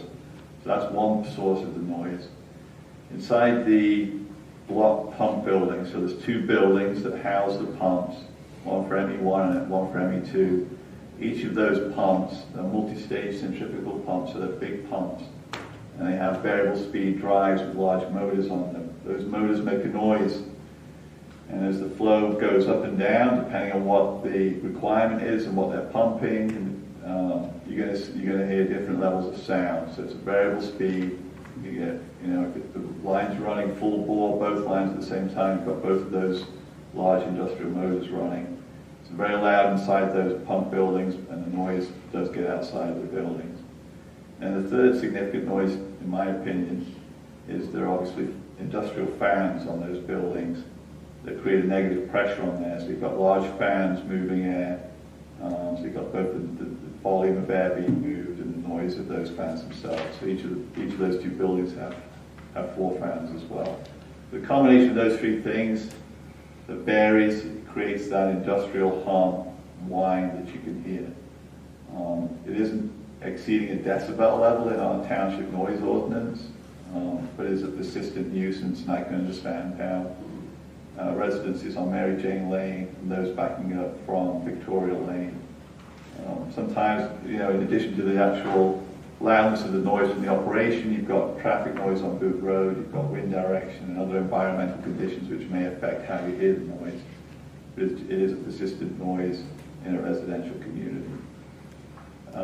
There are other sources of sound at the pump station. I don't think they're that significant. So HVAC units, electrical transformer hum, and the flare has a little pilot in it. None of them were significant compared to those other three, again, in my opinion. So having said all that, Energy Transfer has had a further study done that they said been done fairly recently by a sound consultant that they use based in California. They are awaiting the results of that study as to what actions they could take to further try to mitigate the noise that migrates off the property. We want to work with them and encourage them to put in further mitigation depending on what this report says. They expect it in the next 2 to 3 weeks. We have requested a meeting with them to review the suggestions and what they're prepared to do. So we're trying to work with them, support them, ask them to do it, and we'll see where that goes as our immediate next step. If we feel they are uncooperative or that the mitigations are only half-hearted in nature, we can revisit some of our other potential direction that we can go to try to address the noise problem. So that's kind of a summary from me on where we are. Ashley, John, or any of the other board, if you want to share your thoughts, please do. Well, I think you summarized it pretty well as far as the sources of the sound. Also, Rick Brigg, Township Engineer, Bill Webb, Zoning Officer, also accompanied us when we met with them back on August 11th. I found, for me, the greatest source of sound was the ME2 pump itself, which is housed within a building. The decibel level there was approaching 110, 115 decibel, and it was so loud it actually hurt your ears. I'm surprised we were allowed to go into that building, quite frankly, without ear protection. It's also just a hazard for their own personnel as well. Back in 2017, with just ME1 in operation, they hired an outfit called Pro Pump Services, which is located in Bethlehem. And they did a study, came up with a number of recommendations, which they instituted and actually mitigated the sound quite a bit to the point where apparently it was not an issue. And now with ME2 in operation, over the past couple of years now, it has become a problem again. But again, it's up to Energy Transfer to do the study, to determine where the sources of the sound are coming from, and what mitigation measures can be done in order to bring down the sound level. And there are things that can be done. There are engineering measures that can be done. It's up to them to determine that. It's not our job to do that. So we're waiting more for them for this report. And like Sean said, we'll see what can be done from there. The interest here is we have to live with this thing. It's not going away. We're going to have to learn to live with it. They want to be a good neighbor, and we want to make them be a good neighbor. So that's the position that we're posturing ourselves here as far as Energy Transfer is concerned. So the next step is to hear what they have to say with this report and then go from there. Thanks, John. Anyone else who was on the visit have a comment? Ashley, Rick, Bill? You guys really covered it well. I'm really interested in seeing what this report that they are supposed to be getting has to say. But I will say that if it comes back and they basically say there's nothing that we can do that's going to make this noise, any less annoying for residents, then I'm not going to accept that answer. And this isn't, it's not going to end there. There are things that they should be able to do, I think, to make this better for you guys. It is an annoying sound. Like John was saying, there are parts of that area that are just, and the fact that that's running all the time. And didn't they tell us that every 4 days or so, there's something that they do to the line where it gets kind of louder? Right? He said you guys just so happen to be here on a day where you're going to experience, kind of an increase in sound when it's moving through the pipes. Yeah. So that was a little bit enlightening too, because it does change. And so there are some days maybe that you're saying it's really loud, and they're saying, well, and we'll go out and we won't hear maybe the same noise that you heard the day before or whatever it is, right? So just hearing that from them too was good to know for us. So we are going to look at this report, and hopefully that begins an even better conversation of how we can fix this, because I really, I think we all really do want to fix it. Yeah, one thing we authorized at our last meeting when we discussed this, we asked our solicitor, Kristen, to just review our current noise ordinance, and not that we're looking to seek a decibel level threshold, but we're looking at how our noise ordinance could best be positioned relative to a persistent noise nuisance. And Kristen had some ideas and suggestions around other avenues to pursue potentially with the PUC relative to quality of life, noise nuisance, health conditions. So we'll see. We're trying to work with Energy Transfer, utilize this report that they're going to get to put in more mitigation and hopefully solve the problem. But if not, as Ashley said, we're going to pursue other avenues. Other questions? I'm sorry, were they very clear about when that report is supposed to come back? They said 2 or 3 weeks, so I don't think they specifically had a deadline that they could give us, but it was Should we have a something. plan anyway if that report, let's say, takes longer to come back, or if it's not exactly what we want to hear about, what avenues we might be willing to take to bring this to the next level? Why don't we give it a couple of weeks, and then Casey, if you would reach out to Mr. Massaro and say, we're waiting. Yeah. I'll give them till September 1st. Yeah, that's good. And then I have to admit, they've been a little bit more proactive contacting us about maintenance and stuff. It's much better than it was, which is not saying a lot. So I would hope that they would be proactive and just automatically send us the report when they receive it. But You're going to have to ask for it. yeah, I think that's good, of course. Other questions from folks? Yes. Do I remember you saying something about West Pikeland? They had passed this, an addition to their noise ordinance concerning... West Whiteland? No, West Pikeland. Pikeland. I don't believe They have so. vibration Right. The guy who sits on the PSAB with us had an. Oh, Ernie Holling? We looked at the information that you guys provided me. Your ordinance already has everything that they suggested in terms of from doing it from a performance standard as well as a maximum decibel level. And I talked to your staff and we went through it that we don't think there's anything in your noise ordinance that needs to necessarily be adjusted. You also have a nuisance ordinance that I think you could cite them for. That's not going to get you far. That's going to get you a fine and they're going to pay it like it's a penny. So working with them to try to get them to resolve it themselves, giving them that opportunity, and as Ashley said, if that doesn't work, then we're going to have to explore. But I don't think filing a citation in a district court is going to get a company like Energy Transfer to really make significant changes. You're going to have to go, I believe, to the PUC with something. If it turns out that they come back and say, sorry, there's nothing we can do, I don't think going to the district court is going to be your most effective remedy. Thanks, Chris. Other questions? Yeah. I don't have much time for this day tonight. I have to go feed my dogs, but and I think what I'm hearing from you is really what I want to hear. I'm only interested in mitigation. I could give a rat's behind about the testing that they're doing, and I'll tell you why. Because the test is going to come back and say this doesn't reach hazardous occupational noise levels, yada, yada, yada. I've done it. I've handled, I want to say, 550 occupational noise cases in my career. And one of our major defenses in every case was to mitigate. So, and I'm hearing it from most of you on the board, we need them to mitigate the noise. And you are our mouthpiece. You have to speak up for us. You have to tell them, whatever your noise level survey says, we're being exposed to that 24 hours a day. And just to give an example, 90 decibels over 8 hours is okay. It's not hazardous.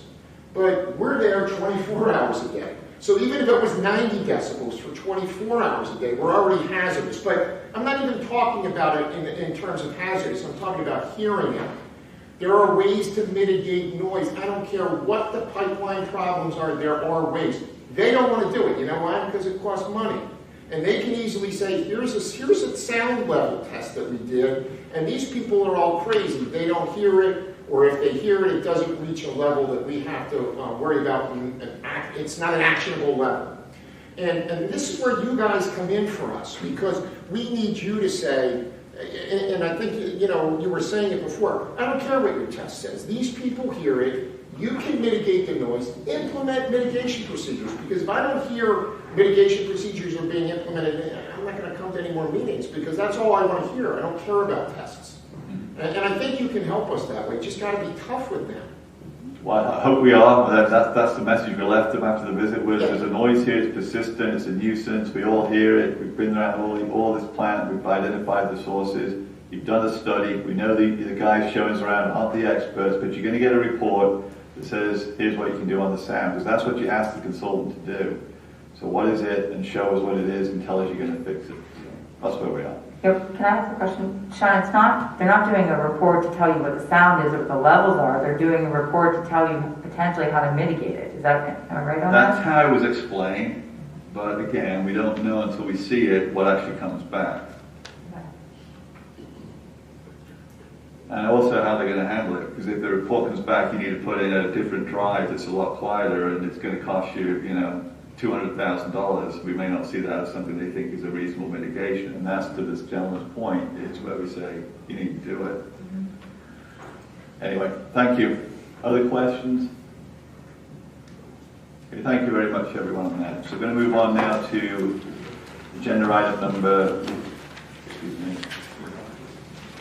number 8, discussion and possible approval of ordinance number 11, 2021, solar energy. So this has been discussed before. It is a zoning amendment, so there are certain procedural requirements that the board had to follow. I'll have the minutes reflect that we did that for the various board exhibits. Tonight's hearing was advertised in the Daily Local on August 3rd and August 10th. I have proof of publication from the Daily Local. The second exhibit is my assistant sent a copy for public inspection to the Daily Local and the Law Library on July 7th. The third is that your Planning Commission considered this draft amendment to the zoning ordinance at their meeting on May 11th, 2021 and recommended that you adopt it. And the fourth is that the Chester County Planning Commission reviewed this ordinance and wrote your manager a letter of May 26, 2021. And actually, we had made changes based on the County Planning Commission review. They had comment. This was something I think it was your Sustainability Committee that started this initiative. It's been a while now. There's really just one section of your zoning amendment that deals with solar energy systems. They're allowed to be roof-mounted as well as ground-mounted. Roof-mounted will now be allowed as an accessory use on residential properties by right. Ground-mounted will be permitted as an accessory use in all zoning districts by special exception. It then goes through the various. A lot of this is already in place. It's just making tweaks to make it more palatable to have as an accessory use solar energy systems. So happy to answer any questions, but this has gone through the appropriate processes for you to adopt it. Any questions from the board on this ordinance? Yes. I didn't see anything in there about NFPA or UL approvals.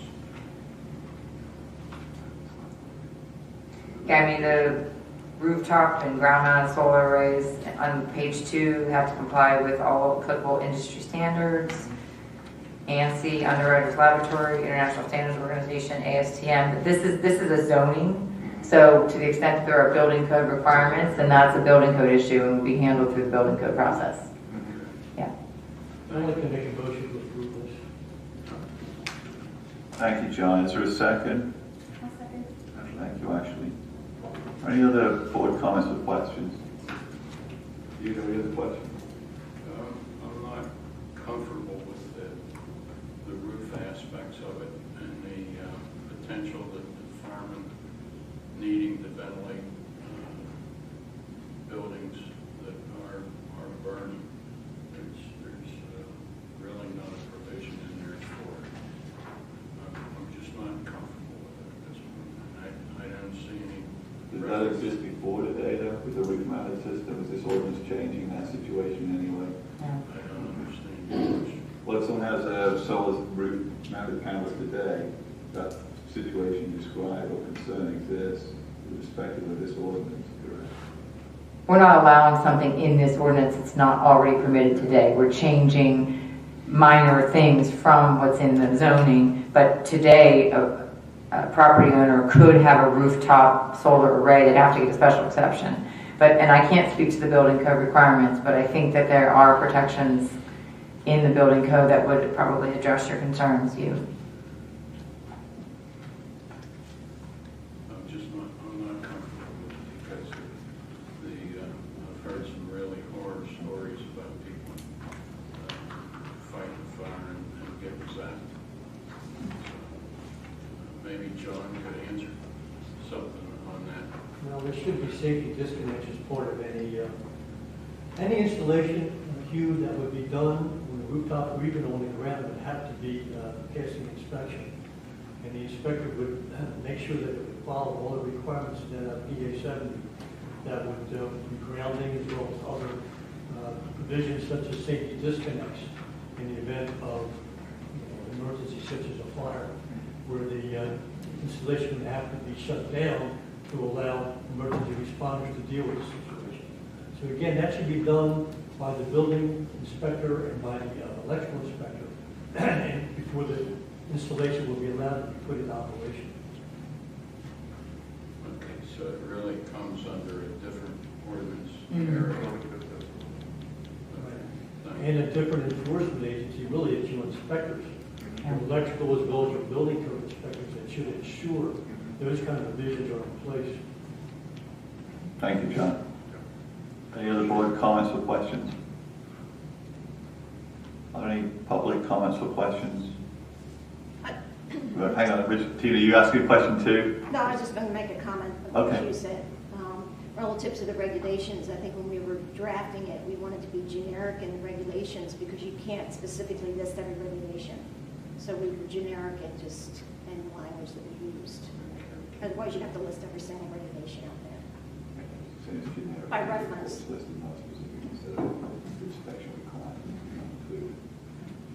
it's not in the building. Should just be enforcing what Chuck said. Margie, you had a question? Yeah, just general question or request I've asked years ago. Whenever we pay hundreds of dollars to advertise in the Daily Local and drop a copy off of these proposed ordinances at the law library, or we pay for zoning announcements or legal notices, can they please be posted on the website as well? I mean, they can be, it's just getting them on there. Yeah, I mean, it just should be. I mean, nobody sees them in the Daily Local, nobody sees them, goes to the law library to keep an eye on these things. So if they're just posted on the website whenever they're advertised, that would be great, and I think a great service to the citizens. Yeah, not too long. I mean, it's not something that we go looking for, but I don't know. Because we have an ordinance section that web posting. Do we have it in the news article that we have these coming up for? No, we don't know about that. Is that what you're suggesting, Margie? To have it as a kind of a news article that these are coming up for adoption, or? Yeah, just on the side of the front page or somewhere where, yeah, it's kind of a news alert. I mean, I think she wants the actual ad. Like to click on ordinances, maybe the ad would pop up. Yeah. Or a copy of the ordinance. But I do know that these two have been on the website. Okay. The drafts of the ordinance have been there for a while. Yeah. But I don't think it's a bad idea. I'm not suggesting it's a bad idea. I mean, they have been on our agenda twice already. They've been on the SAC, developed it, and then we've had it on the agenda here. So, I mean, this is really just the final step, in my opinion, having worked on it for a couple of meetings. Yeah, and I'm not speaking just to these tonight, but just generally. Okay. Thank you. Thank you. Any other questions? Just one final comment. I just want to commend the Sustainability Advisory Committee on working this up. This is a really good effort here, and thanks for bringing this to fruition. Thank you, John. Okay, no other questions or comments. We'll move to a vote. Just make a comment. Go ahead, Rick.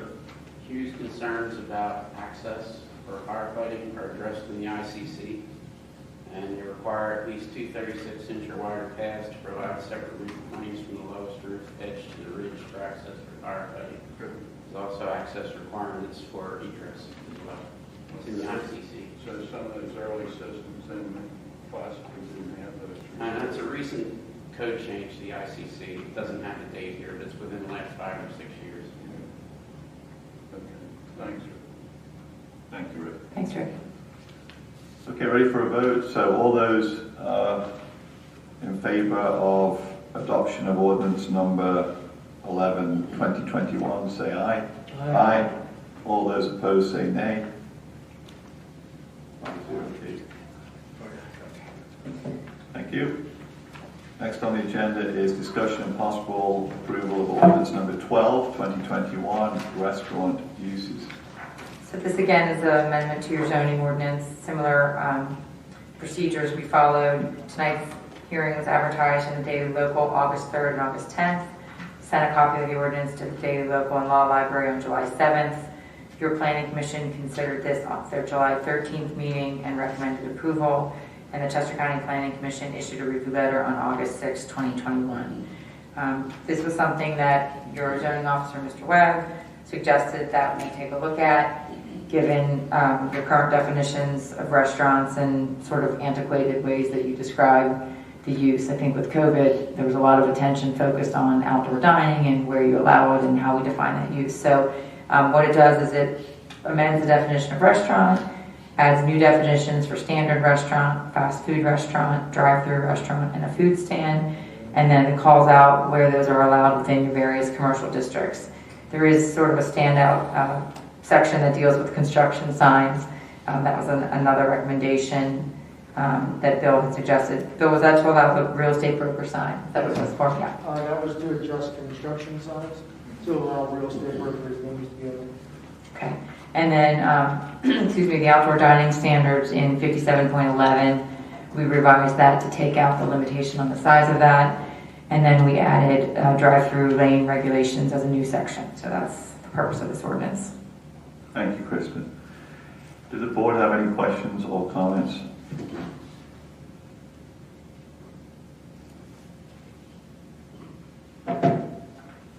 Okay, we're ready to move forward. So I'm going to make the motion to approve this ordinance, adopt this ordinance. I'll make the motion to adopt. I'll second. Thank you. Any final chance for board questions or comments? Are there any public questions or comments on ordinance number 12, 2021. Okay, ready to take a vote. All those in favor of adoption say aye. Aye.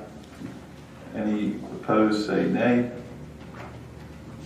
Vote passes 5-0. Thank you, Kristen. Moving on, agenda item number 10. Discussion and possible approval of proposals from HRG for stormwater fee implementation. For one, a stormwater fee implementation, and two, a review of the Army Corps of Engineers corrugated metal pipe CMP investigation. Casey. Yeah, I'm going to ask Rick also to throw in with any additional comments. The board had asked staff to get proposals from Herbert, Roland, and Grubik for two items. One, to finish up, I think we stopped in 2012, proposal to finish up the stormwater fee implementation study. The scope of services includes a development of an impervious area estimate for all of our impervious coverage around the township, and then a separate item for the actual stormwater fee implementation, which would be phase 2. Phase 1 is that impervious area estimate at $6,800. To finish up the stormwater fee implementation is $27,200 for a total estimated fee for phase 1 and 2, excuse me, at $34,000. The stormwater fee implementation, again, is to continue the work that was stopped, 8-9 years ago. It's going to do everything from review the cost of service, that will evaluate our annual and capital budgets and derive what revenue is needed on an annual basis to meet the needs for maintenance and for of our system. Part B will be evaluation of the various rate structures for the township residents and businesses, and develop a cost allocation model, and characterize imperviousness of residential properties, and review of equivalent runoff rate structure. Number 3, estimate imperviousness of non-residential properties, everything from Westchester University to the Goshen Shopping Center. And then 4, develop preliminary rates, revenue projections, and bill analysis. Another important part of this is to evaluate a credit process. If a business, as long as they still maintain the correct amount of parking and zoning issues, Goshen Shopping Center is a huge impervious coverage area. They dump a lot of stormwater into Goose Creek. If they eliminate part of their impervious with stormwater basins, whatever kind of improvements, and still can meet their parking requirements, then they would get a credit on their bill. That's part of the appeals process. And also establish a credit policy for any credits for stormwater improvements. If even a single family home voluntarily puts in a rain garden to treat their stormwater, they should get some type of credit, so that's part of the process as well. And above and beyond, the board wanted me to kind of eliminate some things that staff can do, like educational outreach. We deal with that all the time, to get that price down to a more reasonable amount of $27,200 for the fee implementation. Because they presented a previous proposal that was about 10 grand higher. Yeah, it was 35, 37,000, right, exactly. Yeah. Casey, do you remember how much we spent with HRG, I believe, earlier, like you said, several years ago, relative to the development of the impervious area estimates? Yeah, I'd have to double check. We got about 75% of the way through the process. We had a stakeholder group. We were just about to start this portion of it, doing the actual rates. We were just using a ballpark number at the time. I don't know. It was between $50,000 and $75,000 probably at the time. Okay, and that was mainly focused on this phase 1 work. Correct.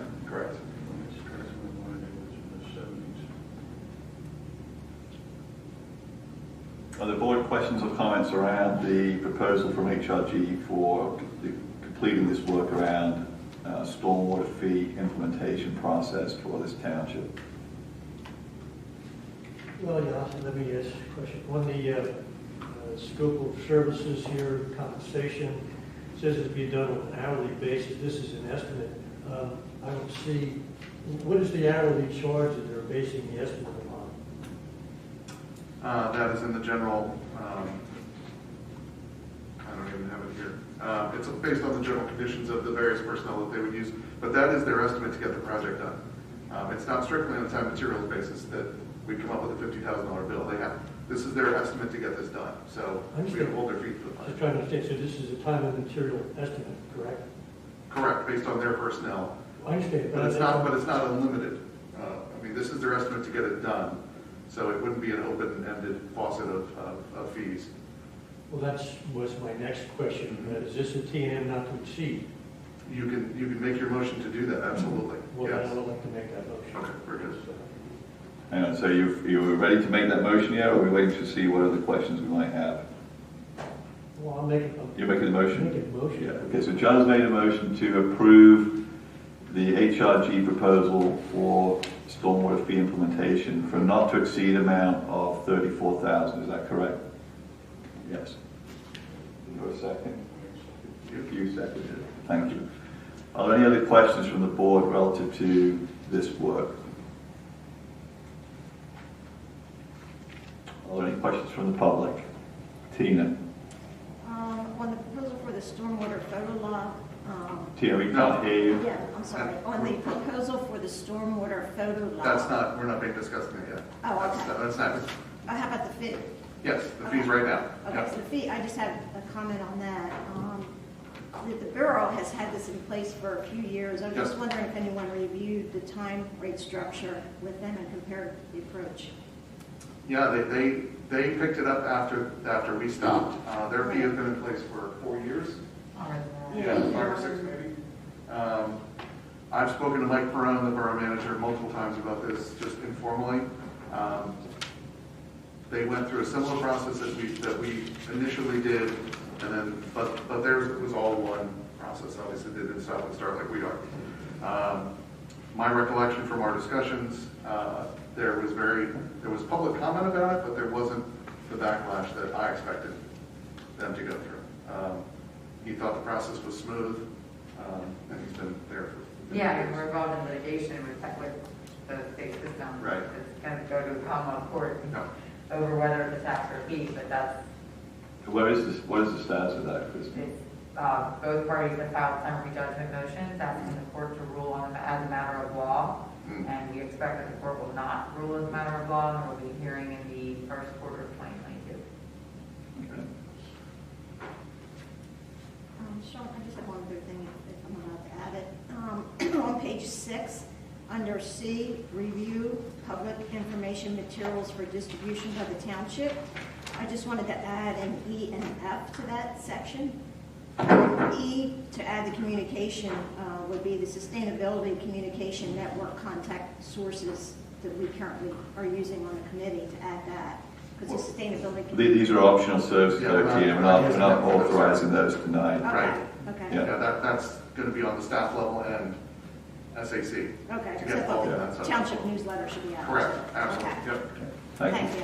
But just following up from that, though, the optional services that are listed here on page 501, again, would that be done on a time and material basis? Yes, only if the board authorizes that. Understood. Yep. Can you give me an hourly rate upon which they base their time?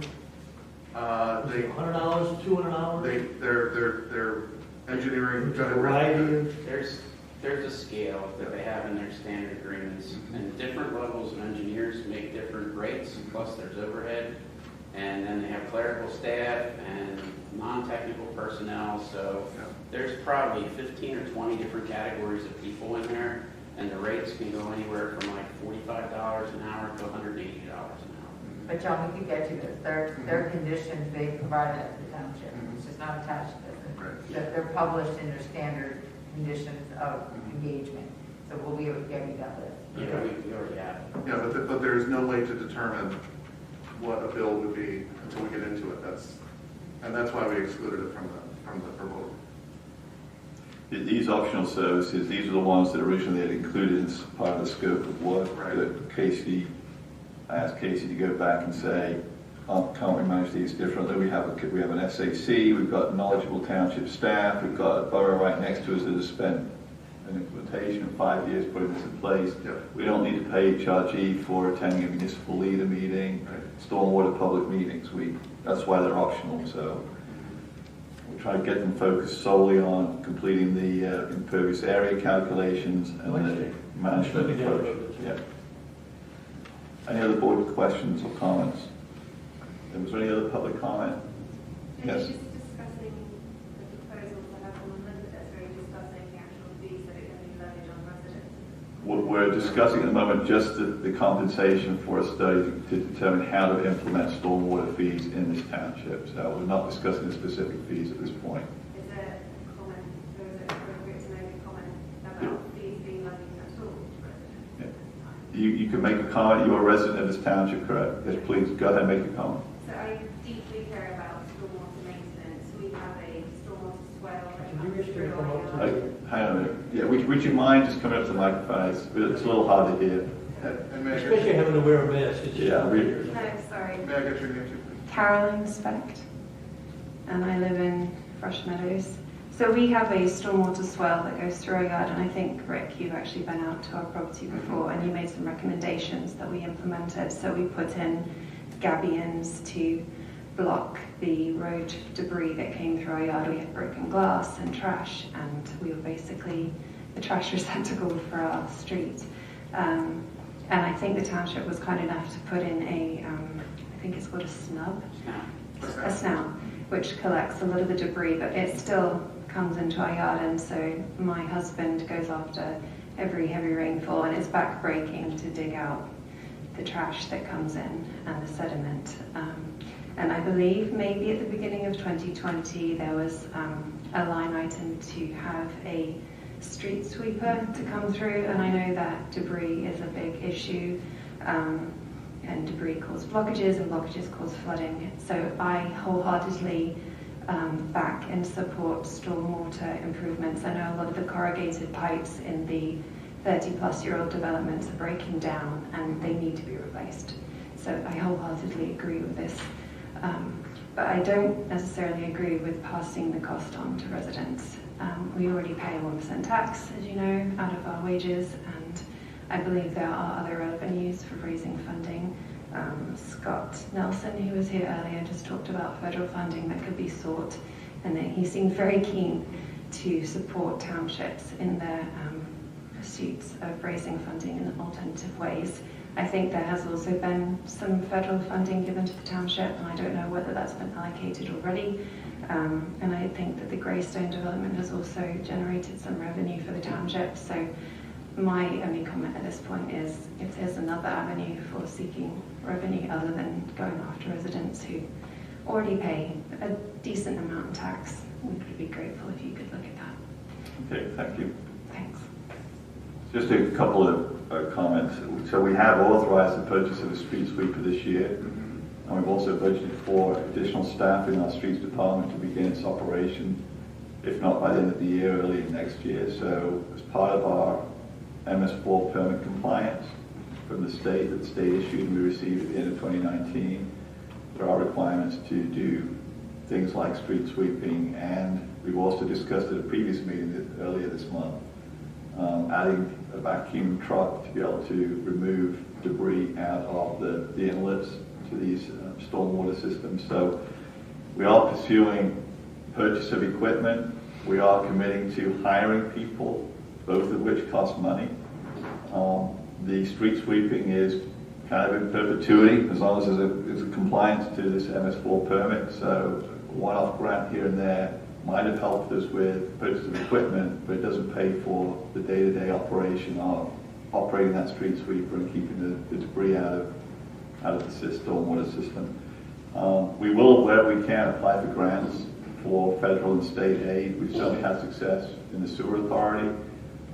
We did ask for state federal aid in the recent appropriations bill in Congress from Chrissy Houlihan's office. We did not receive it. There were other worthy recipients that weren't us, so we are still left with cost of projects to fix stormwater from the legacy of the fact that stormwater systems were not designed in the past for the kind of conditions we have today, that we have CMP pipe failing in place in people's neighborhoods, and we need to fix it, and we can't kick the can down the road. So thank you for your comments. We will assess any way we can to fund it, including a stormwater fee. Okay, so if we move on to the second item. I'm sorry, Margie. I looked at you and you didn't have your hand up earlier, so.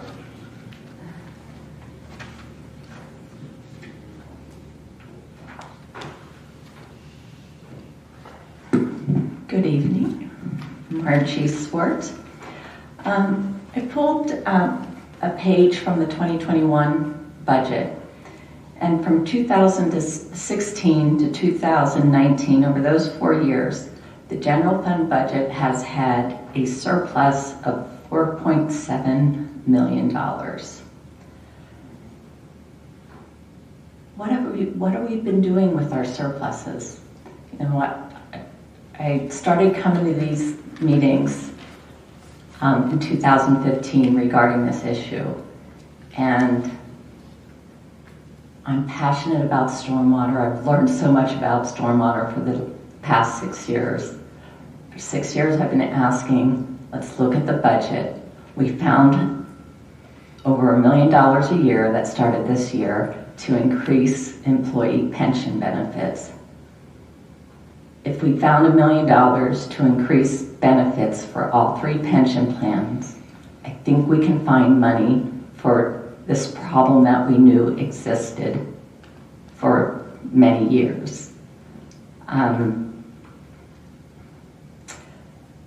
looked at tonight's treasurer's report. At the end of July, we have $15.9 million in the general fund. Our 2021 budget is estimated to have an end-of-year balance of 8.6. So it seems like we're on track to have another year where we're going to have a surplus of another $1 to $2 million. I don't know. So it seems like we have the money, and it seems like there's plenty of areas in this budget to reduce.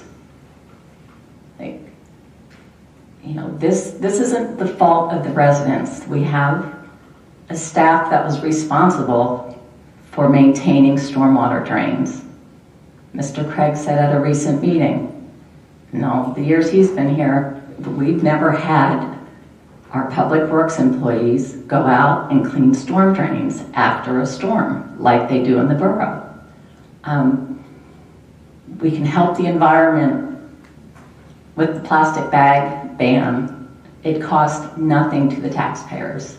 I believe there are things we can do with our current public works staff that won't cost the taxpayers, that we can just implement and certainly meet the requirements of the DEP. So thank you for listening. I know I've exceeded my time, but I also want to make a point that I'm disappointed that it seems that this was a request by the board to have staff get this proposal, yet that motion and approval by the board never happened in a public meeting. If you read their proposal, it's, as such, the township wishes to recommence the implementation fee. That was a board from 2015. I got to comment on that one because we approved in our budget the money to hire HRG or a professional services firm. It was in the budget discussions last year, absolutely. So you're correct on that. All right. If you do have any citizen boards, I would like to continue my service on the Stormwater Advisory Committee if that starts up again, because I'm passionate about it and I'd like to participate in that. So thank you.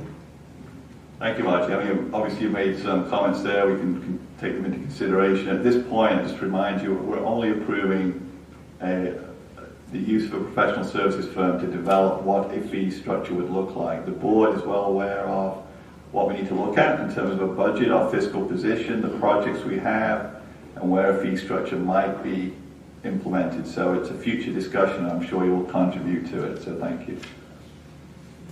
All right, so we could move on to the second item on this. You don't have a motion and a second. We didn't take a vote yet? Okay. Public comment first. Please So I have enjoy. the first motion by John and the second by you. Okay, are there any other public comments?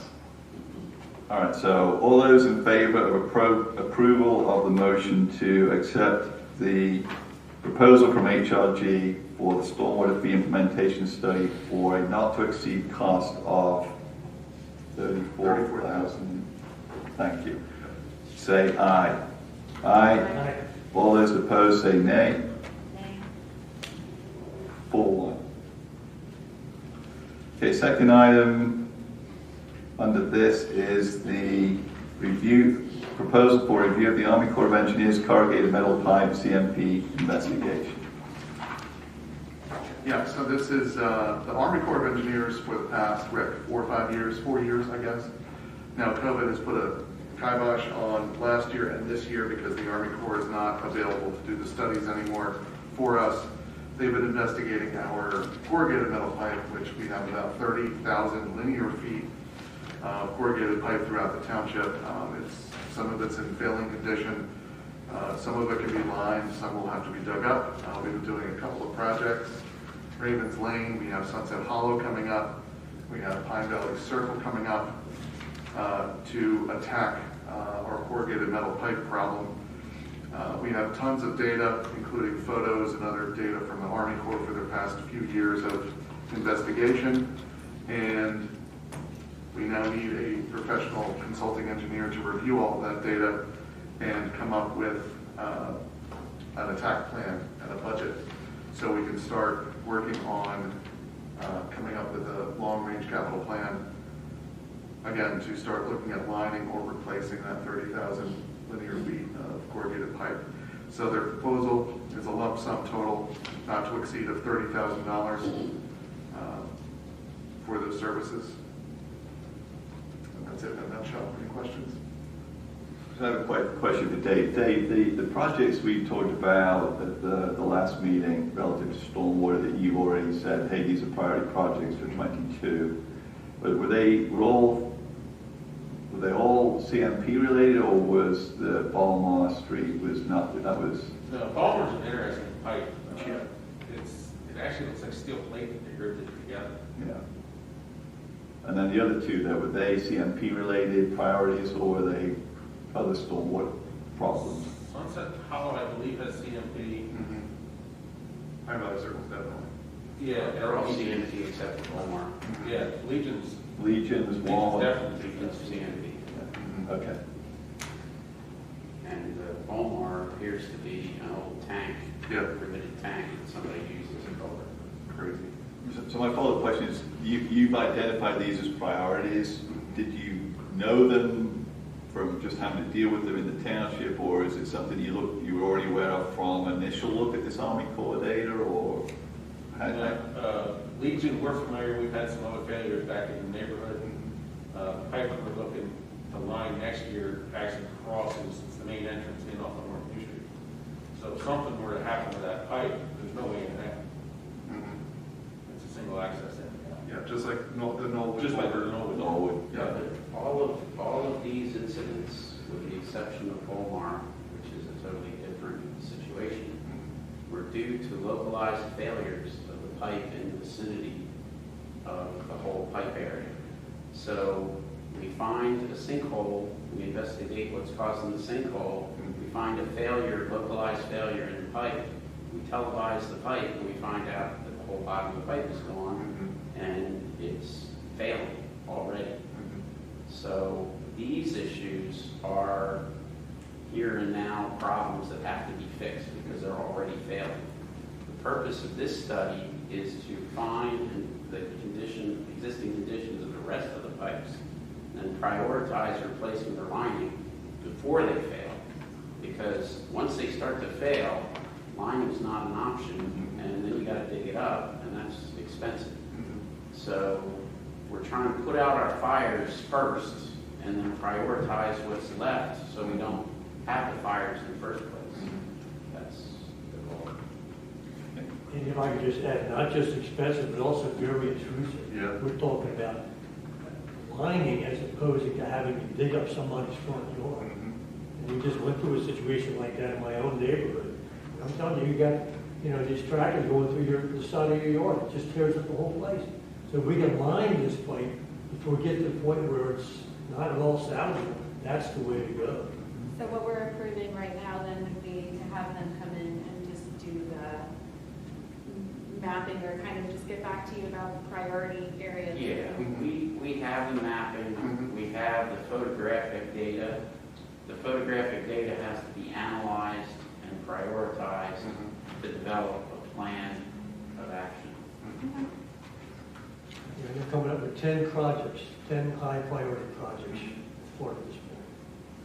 Rick, you will get a feel for the rest of it. I mean, they're talking about, these are the top 10 kind of thing. We're looking at all. You're looking at the whole thing. Yeah, we're going to prioritize everything. The purpose of the 10 is to get an immediate prioritization of what we really got to hit quickly to prevent what we've been going through with rates and out. Because isn't the cost way more when it actually happens after the fact? So being proactive about this is actually saving us. Penny wise, pound foolish, to quote that. Absolutely. Anytime something becomes an emergency, you can pretty much double the cost. Yeah, exactly. Yeah, the Fresh Meadows, the two leaf.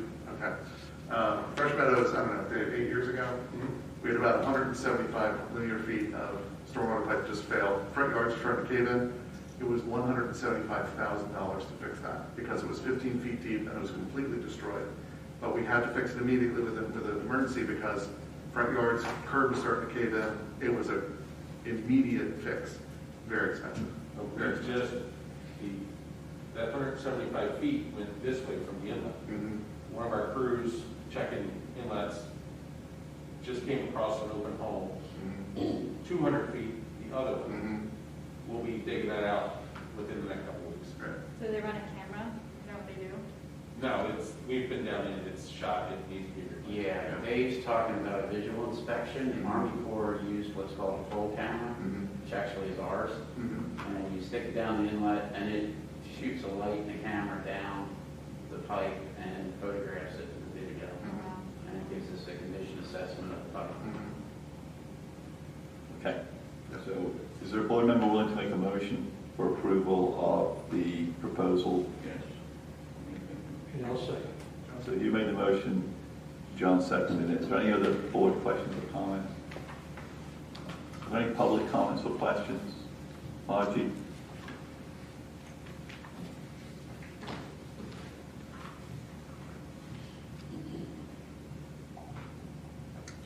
I'm curious to know why staff can't do this exercise. It seems to me, I've heard that they have all the information and they have the boots on the ground.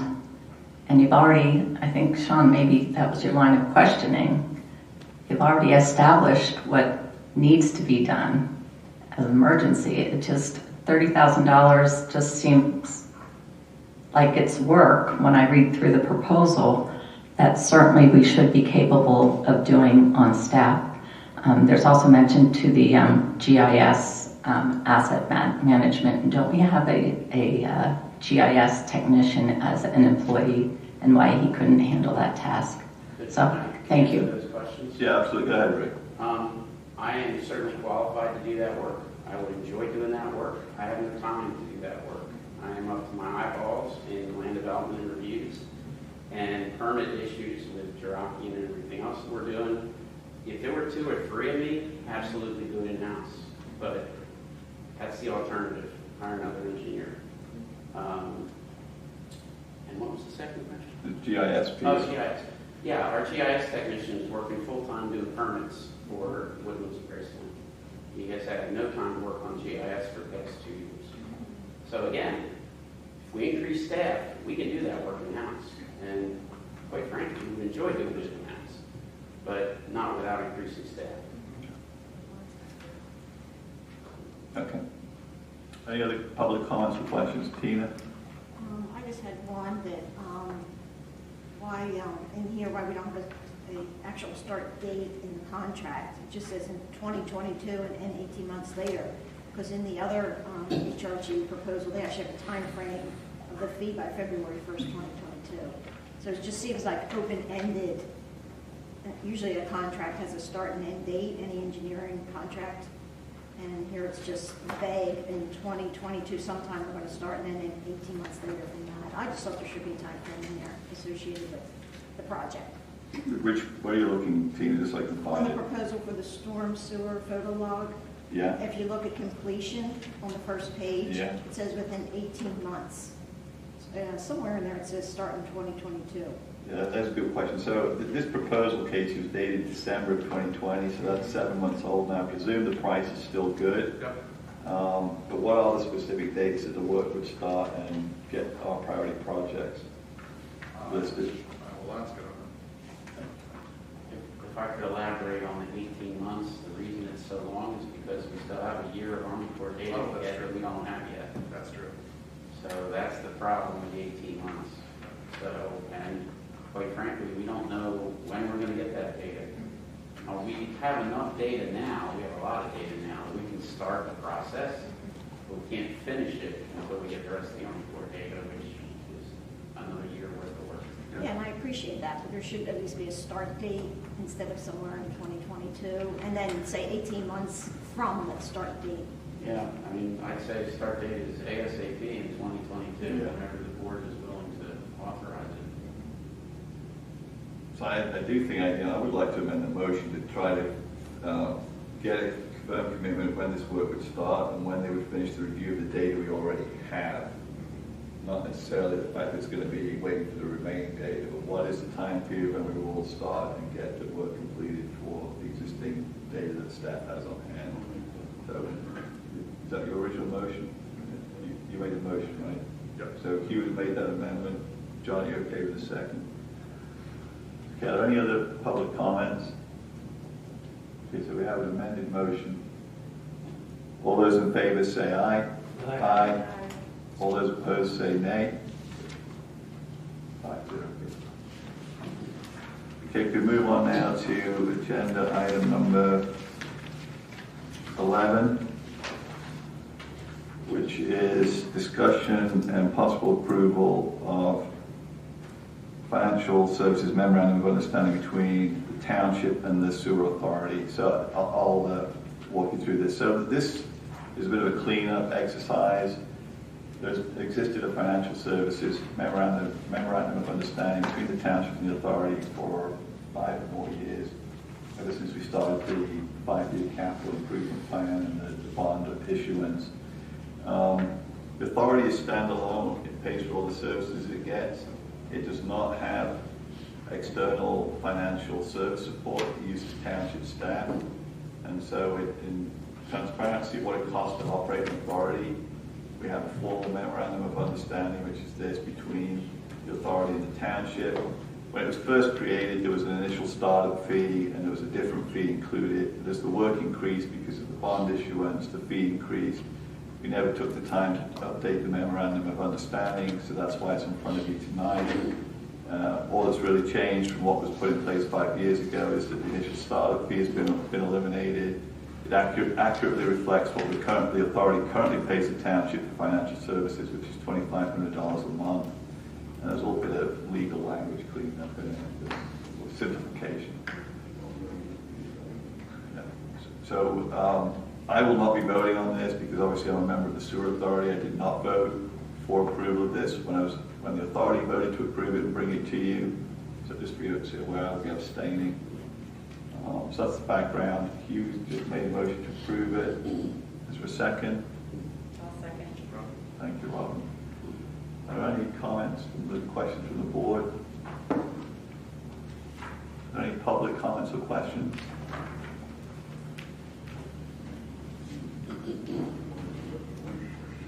Well, you should just sit here if you'd like to finish speaking. It's all right, I need the exercise.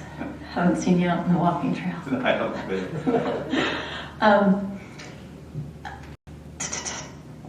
I asked the question a while ago on one of the treasurer's reports, and I did not realize, and I don't know that the board realized this, and I don't know if it was the intent of this $2,500 just to be paid from the sewer authority to the township, then those funds are being directly paid to the finance department employees. So I thought this was a reimbursement because they would be doing these responsibilities while on township time. So I thought it was reimbursing the township, not paying the employees to do the work. So, yeah, I mean, is that Thank you for pointing that out. legal? That's a good reminder. I don't know if that's legal, because now they're kind of double dipping. Well, they're a township employee. They're providing a service to a town, the sewer authority of the township. So it's just a way. So the $2,500 a month doesn't need to go through, like a filtration, like it goes directly into the payroll of the employee. Is it how many employees? Is it just one or two? Well, Two. right now it's one, it'll be two once the new employee gets fully up to speed. So the finance director and the staff accountant. Yeah. Get $500 each a month for their work. The rest of the money goes into the general fund. So the rest of the money goes into the general. Yeah, so 20, it's late. 2,500 total. Yeah, so it's 30 grand a year, so $20,000 goes in the general fund as revenue. Any other questions? Okay, I have a motion and a second. All those in favor of approval say aye. Aye. All those opposed say nay. Good, 4 votes yes, 1 abstention, please. Okay, moving on to agenda item number 13, discussion and possible award of bids for the 2021 township surplus vehicles. Casey, What about the fallen timbers one? did I miss one? Yeah, we're just trying to move. I'm just trying to move things along. Only 9:30, it's not big. You're right. It's not bad. You came in, Okay, number 12, discussion and possible approval of resolution 13, 2021, deed of dedication for Fallen Timbers Lane. So this is dedication of a road within a Shiloh Estates is the name of the development. Glen White Land Company, Inc. is the developer. Once the road is completed, your township engineer performs an inspection and makes sure that it is per plan and per all your specs. They have done that. They offer the deed. I've reviewed the deed, and a legal description has been reviewed by your engineering department. They enter what's called a maintenance security agreement, and they're required to post a maintenance bond for a period of 18 months from the date of acceptance of dedication. We have that maintenance bond in the amount of $87,182.70, and that number is reflective of 15% of the actual cost to construct the road. So the documents are in order and ready to be accepted for dedication. If you accept dedication, we record the deed with both the recorder of deeds and the clerk of courts, and then you receive liquid fuels from PennDOT for this particular road.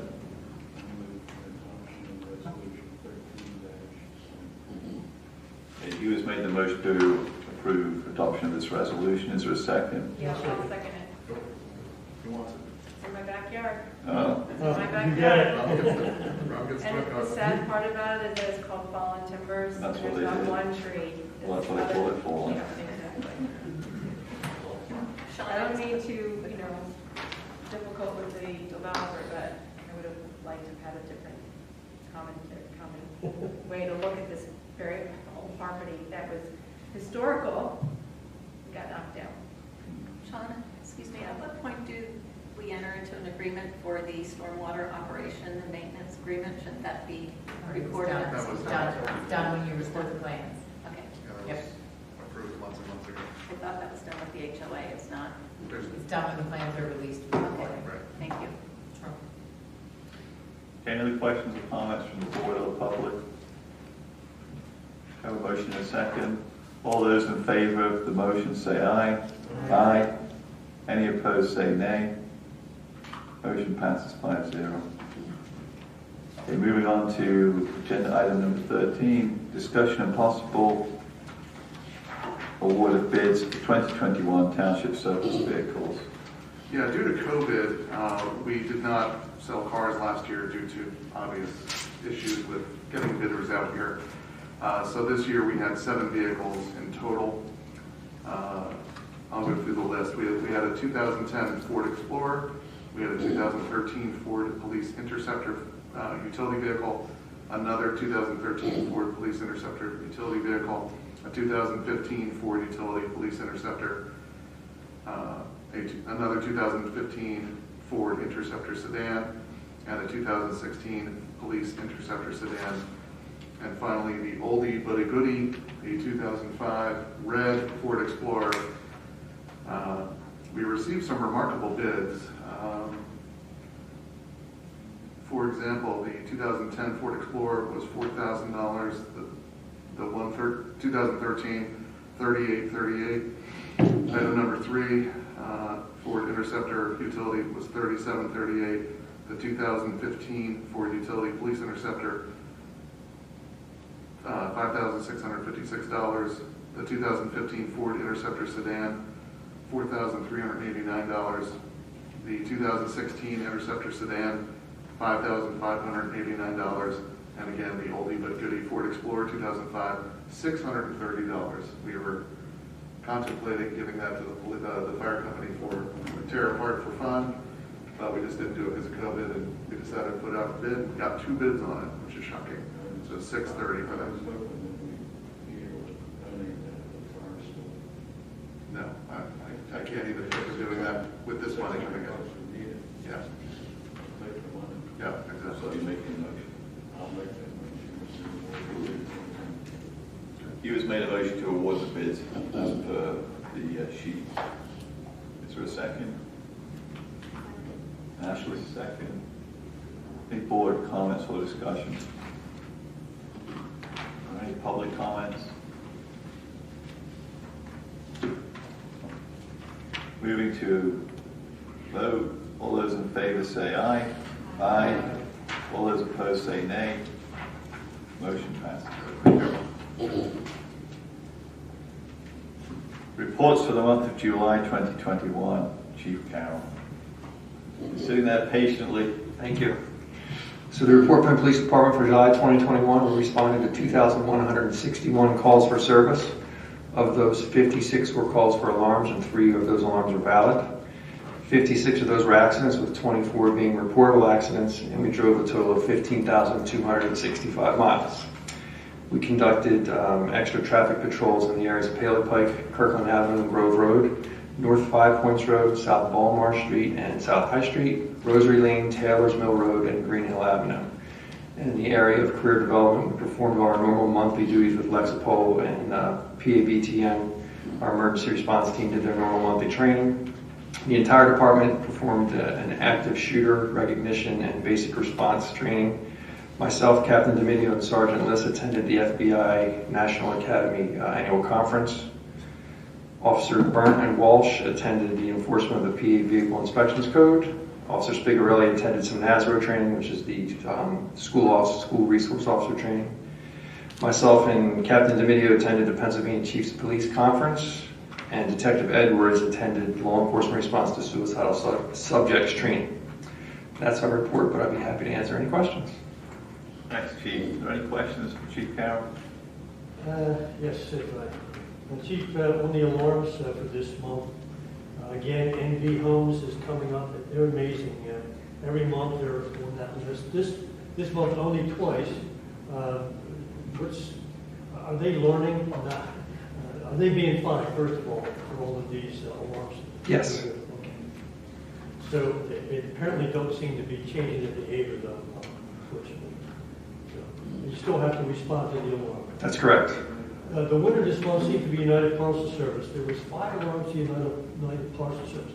Is there something issue going on there? It happened over a period of several weeks too, not any one particular 1 or 2 days. There actually, there was a group going around the area burglarizing UPS stores. They did hit our store.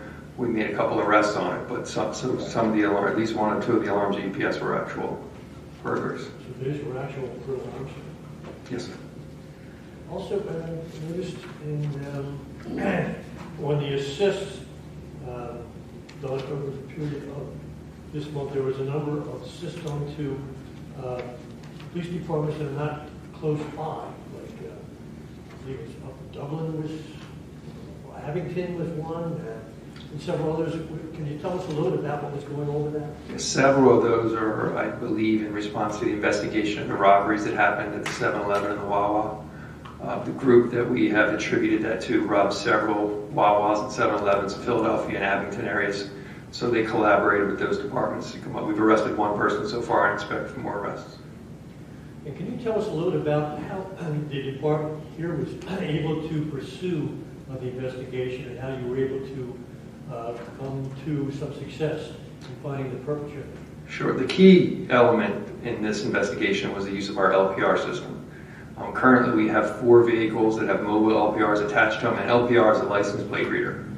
And we also have 3 intersections that have fixed LPRs, one of them being 5 Points Road and Westchester Pike.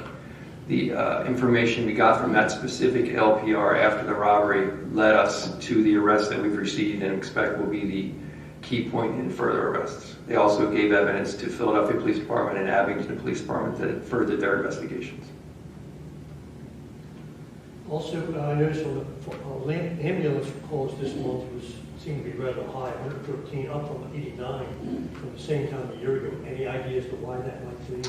There is a specific place in the township that we respond to, the ambulance responds to at least daily, sometimes more than once a day.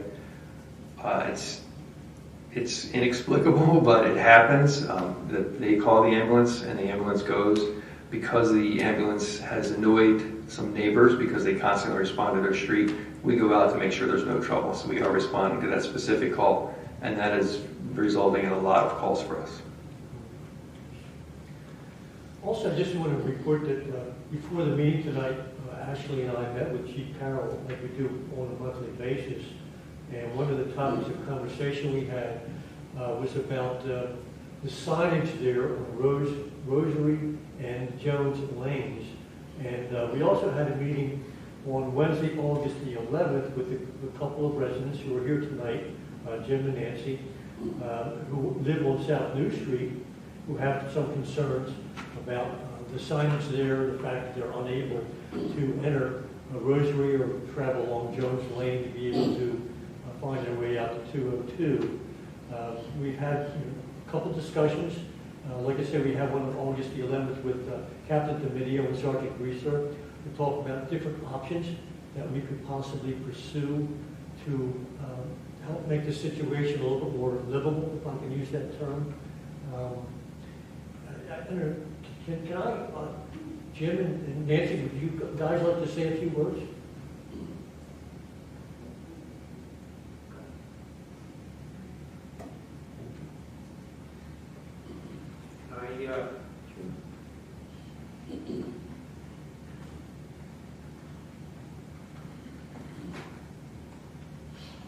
I'm Jim Hutchison. We live on South New Street, and we met with John and Ashley and a couple from the police department, and they were in agreement that after 9 years maybe we should reconsider the signage, the possibility of a conditional use sign. For example, no turn during peak hours, weekdays, 8 a.m. to 6 p.m. for example, 8 a.m. to 6 p.m. for example, weekdays, so that off-peak times and weekends, people could access 202, they could access the Parkway Plaza, and also the safety issue of, at night, avoiding Rosedale and that tough corridor there along by Sykes and so on, where the visibility is often problematic and often the kids wear dark clothing. So it would definitely help as a safety issue too, to be able to, during off-peak hours, to be able to access, to avoid Rosedale in those situations. So it was the start of a discussion about possibly a conditional use sign there instead of strictly do not enter. And we suggested a petition that we emailed to John and to Ashley as a starting point, and we're open to discussion on that too. So thank you for the time and the consideration, and to the police department for saying, yeah, it probably is time to re-examine the signage and so on. So we appreciate that. Thank you for your time. Thank you. I appreciate you being here and taking the time and explain the situation to us. Just to finish up on that, we did discuss today with Chief Carroll if there would be any legal obstacles for doing something like that, or if there would be any logistical issues involved, or any enforcement issues, or any safety concerns. And I think we concluded that there were none. It's just a matter of whether or not how to proceed at this point. So I think we talked about pursuing a petition with the neighbors to see if there would be any interest in making any changes. At some point, at any, and then we could go from there. So do we have any other other locations in the township where there is limited hours for traffic flow? Yes, Howard Hill and Boot Road. Okay. And have we experienced any issues relative to compliance or enforcement or objections with those locations? Not that I'm aware of, and that began as a you can't turn in here at all, and we changed it to a timely thing. Great, thank you. So John, just to ask you, so is the intention to, not just petition, but maybe survey residents in a certain area around there, either pros, cons, fors, against changing the current situation?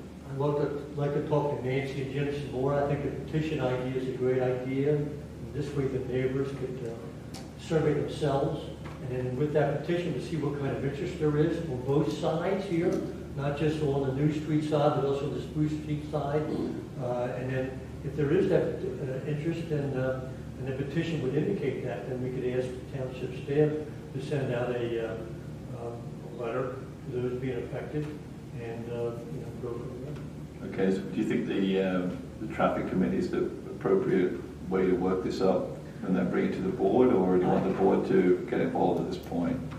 That's a good question about how best to proceed. A traffic committee was established 9 years ago. They came up with this recommendation. In fact, they came up with 5 recommendations according to the captain, and 3 of which were considered outright not acceptable because they would be road closures, and that would be a safety concern. Ended up basically with what we have now. I don't know if we need to have a traffic committee that would be specifically about this particular issue because it's already been addressed. We're just really making a tweak in what has already been addressed. Okay. So I think we talked about having one of our workshops, maybe Dedicated to traffic issues. specific to this. Oh, this one. And your neighbors can come, or whoever's. I guess my reason for the questions is, rather than piecemeal it, so we do a little bit here, a little bit there, and then some people don't know about it. It's like, how do we get focused attention and make a decision in kind of a I think at some point we would need to have Kristen to come up with a resolution that would amend, what we have. I think it was done by ordinance, you have to change the, your traffic regulations are in your ordinance book, so you have to change them. And possibly at that point, we may send out the letters to those being affected to inform them that this is being considered. Okay. So you're gonna continue to work the issue with residents and They understand. Yeah. Okay, so can I have a question about this? Because is Pomona also being considered as part of this discussion for the traffic issue? That would be in that area. Okay, that's just another area that I'm aware of, that they're also very frustrated and. It's probably the same frustration. Those are the people, we had volunteered when we spoke with the officers and when we spoke with the township supervisors that we're retired, we're willing to walk the streets and talk to our neighbors. We're the house with the bears, so most people now know. Yeah, so, yeah, and this whole thing came to a head when we couldn't even get to the township concert, the first concert on time because Westchester University dismissed an activity that shut down the entire neighborhood. It took us over an hour to get over here to the park. And so we're not, that wasn't a single incident. I mean, it happens often. And so we thought, but John also suggested, walk over to Spruce Street. We can do those things. So that's why we've now drafted a petition. We sent it today, unfortunately, not earlier, sorry. But, it's a draft. And so once you guys think it has the language that we want, because I want people to feel like it's open, that it's not a closed door, and that we're talking about conditional use, and that's up for discussion. So we'll just start having the conversations with people. Well, our problem is particularly right, the Pomona Hill area is really landlocked on that side of the substance abuse. So they're very much impacted. That's where it's most hard for them to get out of their community. Yeah, and we've had a lot of conversations with people in that neighborhood because they have a lot of kids that come down and visit our bear. So and we've already started the conversation with them. It's the people on Spruce we want to talk to, on Jones, and Rosary, to be honest, because they haven't been part of the conversation with us. If I can make a suggestion, your terminology of conditional use is not accurate. You're talking about time restrictions, so I would couch it in those terms so that people aren't confused by what you're talking about. So it's time restrictions on a restricted movement. Thank you. And I think we talked also about the time also, we were talking maybe from 7 to 7, they wouldn't be allowed to. It would be as it is now. But after 7 p.m. until 7 a.m., then you'd be able to make that turn onto Rosary. And then also on the weekends also? Right. It would be weekdays. Yeah, it would be Monday through Friday, there would be restricted access.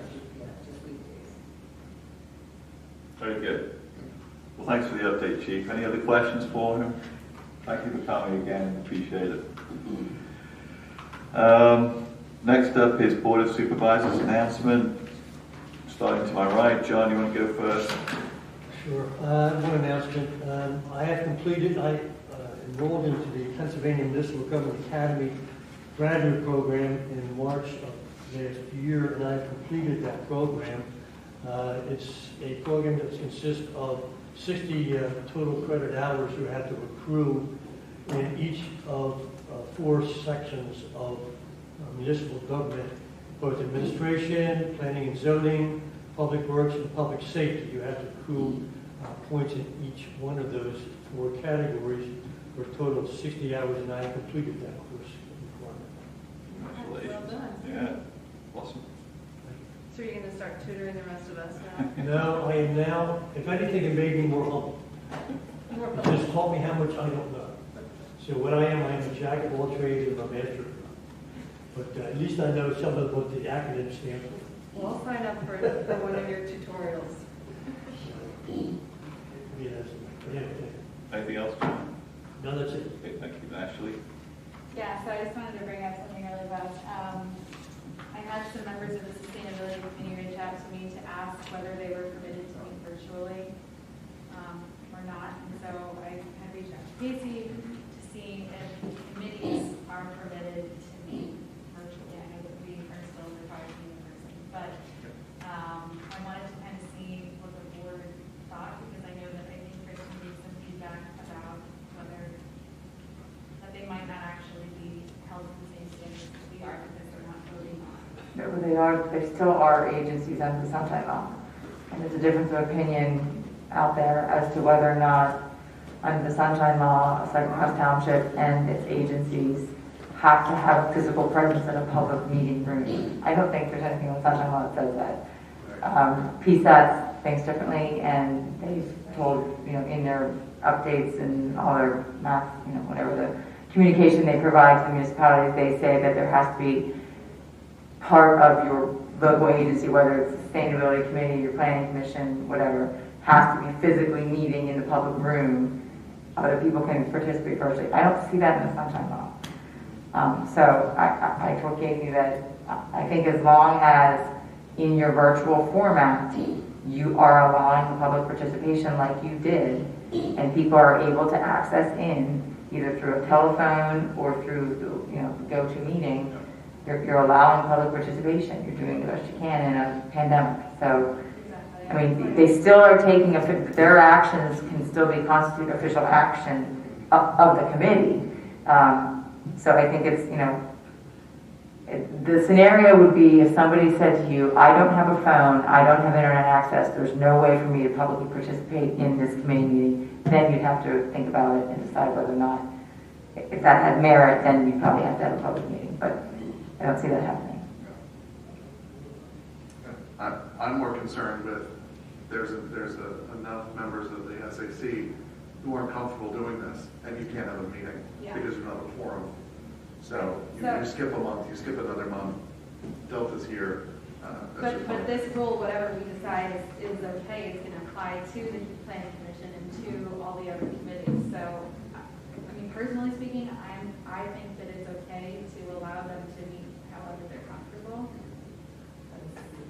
And you can leave it up to the discretion of each individual committee. I know the planning commission will meet no matter what. Yeah, we got it, doing plan reviews virtually. Yes, and they're comfortable meeting in person. Right. But if SAC is not, I've had comments from Kevin Bissner at Historical for months that they're not getting the people coming because they don't feel comfortable being in even this big room with 20 people. I understand that, trust me. So what's the board's? So I think it's fine. Well, I think, based on what Kristen said, I don't see any problem at all. I think it's a discretion of each committee how they want to meet. Is there a scenario where one person could be in this room on a go-to meeting, public access, but this person who doesn't have a phone or a laptop and everyone else in the committee is virtual? I mean, that was, if that was the worst case, but I don't even think you have to do that. It's my opinion. We've just gone to what did I say at the beginning is, just getting phrase I use, significant transmission. Okay, so if the board's okay, I will communicate with each of our boards and commissions. That is the board chair and the committee, each committees to decide if they want to go virtual, and we have go-to meeting access still, so. At least for the foreseeable future. Exactly, absolutely. I would not include the zoning hearing board, No. because that's a separate legal entity, that's building hearings and it's the court board and all that. And they're comfortable meeting anyway. So the hearing board never wanted to do. Yeah, they never want to meet. Okay, very good. All right, Anything 2 else, more Ashley? minutes before I have to pass out. Hey, I'm trying. Do you have any comments? Yes, I do, but Hugh, do you have a comment, or are you going to do any statements for now before you come to me? Go ahead. Okay, I just want to make sure that we are reminding our neighbors that we're having our Harvest Festival on September 27th. Change your date? No, I can't remember. I'll fill in the date. I thought it was It's the October. 27th. Sounds like October 12th. Well, we have Recovery Day on September 12th for sure. Okay, that's fine. All right, there's going to be a Harvest Festival, so I'm just trying to figure out what day it's going to Is be. it going out in the newsletter and all the Oh, stuff? Yeah, I've already talked to the Parks and Rec as well as the Historical Commission, so that we're going to put together tables, information, photographs, hopefully, of things that will get people interested in both of those organizations. And that's going to be at the West Goshen Township Community. Oh, yeah. Yeah. It's called, it's kind of like a subset of the community. It's a different event, actually. The community event. Harvest Day? Harvest Festival? Is it one? I thought it's 2 different days. What two did? One of them is Community Day, and the other one is the Harvest Community Festival. Day in like 10 years. Okay, that's what I Harvest was Festival wondering. kind of took over Gotcha. Community Day, pumpkin Okay. patch, cider, that kind of stuff. And then we have Recovery Day coming up, which was supposed to be the end of COVID, and we're back at 200,000 cases a day. That is scheduled for September 12th. We're probably going to still go ahead with it, but very low key. It's going to be hard to get the whole back to the Anyway, sorry. Okay. Sorry to Bring interrupt. the announcement. Okay. Thank you, Robert. You? Okay, the week of August 2nd was the Goshen Fair. So Monday I was in charge of the hand grain exhibit. Tuesday I participated with the Lions in the food booth. And basically worked on hard at the fair as a contributing individual. Good man. That's the only thing. Let's get her over with. Okay, thank you, Hugh. So I have one announcement that the board met in an executive session on August the 12th to discuss personnel matters. And I did just want to remind everyone that our next workshop in September the 7th, is a joint workshop with the West Goshen Sewer Authority we're going to spend quite a bit of time discussing in that joint session the capital work, the capital project work that's been in place in the program for the last 5 years, and then the work that's been done, projecting over the next 10 years the requirements for continued improvement and investment. And we will take care of a couple of items of business, but the majority of the meeting will be dedicated to that. That's it for me. At this point, I'll probably just have you pay bills, and that's it. Yeah, Dave, I was talking to Dave earlier, he may have, want to come and just present around the stormwater projects for 22, and maybe start design work with Cameron Engineering. Fantastic. Item number 16, Township Managers announcements. Yes, good evening, everyone. I have 2 quick announcements. The summer concert series sadly concludes this Sunday, August 22nd, 6:30 p.m. at Community Park at the amphitheater with La Tierra Caliente with a musical tour of Latin America. It's usually a very popular concert. Second item, it helps meet our stormwater permit. The Christina Watershed Municipal Partnership is hosting a backyard stream repair series with the first webinar on September 7th, 2021 from 2 p.m. to 3:15 p.m. Viewers will learn how to improve stream bank stability and reduce erosion on residential properties with streams. Please see the Township website calendar for more details on how to register.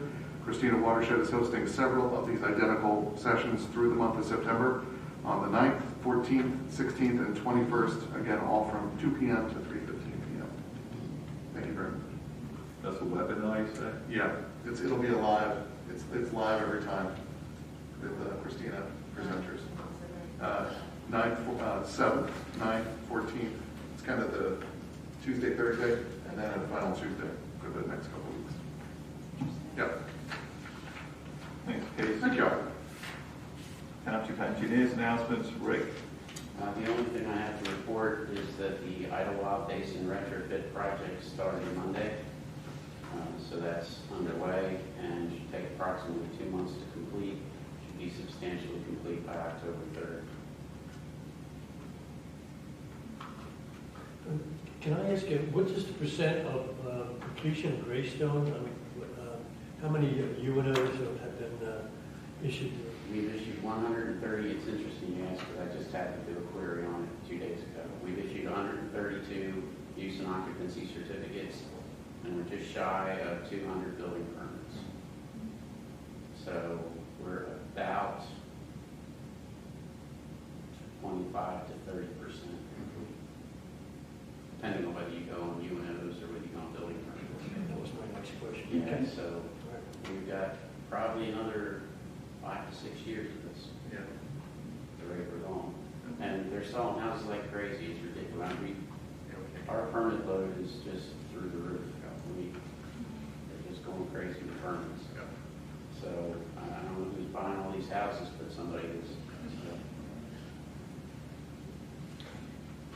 I don't see it slowing down, I guess is what I'm saying. Well, when did they start, Rick? I mean, 25 to 30%, doesn't seem like it. I mean, that's done in what, 18 months? 18 months. About that. Yeah, we started in fall of 2019. So you're right, another 5 years, really, 5, 6 years. Like at this rate. This rate. Is there a chance it speeds up? If it speeds up, we're in trouble. Yeah, we need to understand where it speeds up. We're up to our eyeballs in permits right now. I mean, no joke. We've got staff working on permits that don't normally work on permits, and they're not doing what they want to do. And I hope it doesn't get any worse than it is now. Have you had any conversations with the developer around the build-out plan from here? Is it? I mean, are they expecting to build more quickly going forward? No, I don't believe so. The plan for build-out hasn't significantly changed from the start. We thought that it might actually go a little bit slower, but it's not so far. Any other questions for Rick? Bill, zoning officers announcement. Sure, the zoning hearing board had their hearing for 10009 Faustina, the newlywed couple, and that patio was approved. I have nothing further. Thanks, Bill. Item number 19, approval of Township Board of Supervisors meeting minutes of July 20th and August the 3rd, 2021. Are there any corrections to be made to the minutes?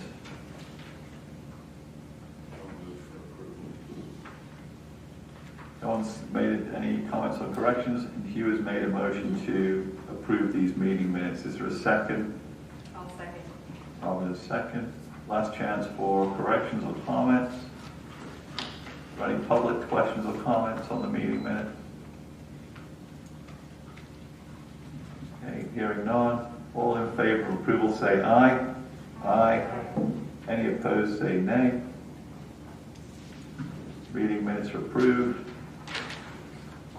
Moving on to agenda item number 20. Now we're going to also approve the August 3rd. I did them together. I did them as a package.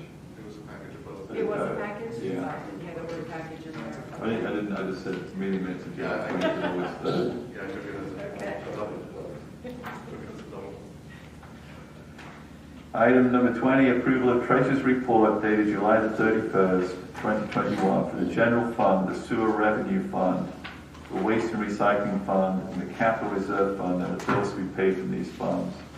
Casey, I have just two questions on the bills. On the individual bills on page 2, it looks like the Brandywine SPCA Animal Control Service bill was put against the account for electricity and gas, which I assume is a misallocation. Yeah, we'll check that.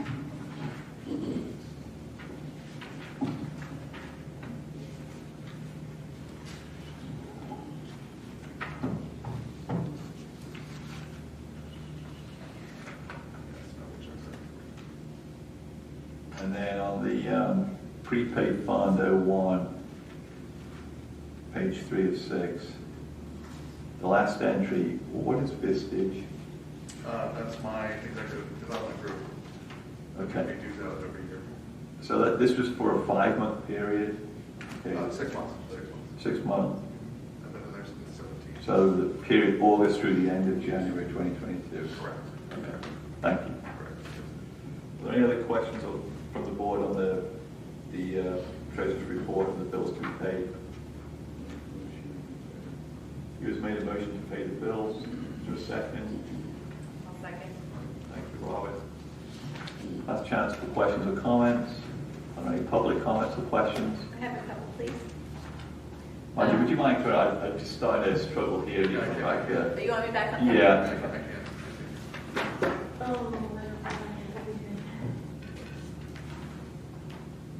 Thank you.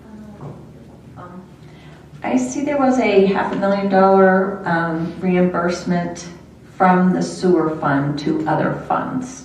What was that That for? was the budgeted transfer of 1/2 of $1 million from the sewer operating fund to the sewer authority. Okay. It was done about July 29th or so. So that was $1 million. I thought that was 1.5. That was the year before. This year it's $1 million. Okay. So Margie, you asked earlier what happened to the surplus in the general fund. Well, $2.5 million of it's gone to the sewer authority. From the general?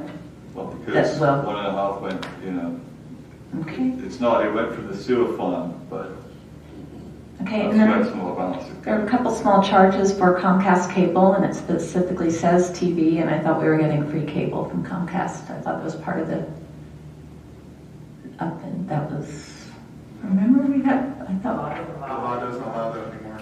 oh, was that new? I thought that was in the contract for this year. Federal law. Okay.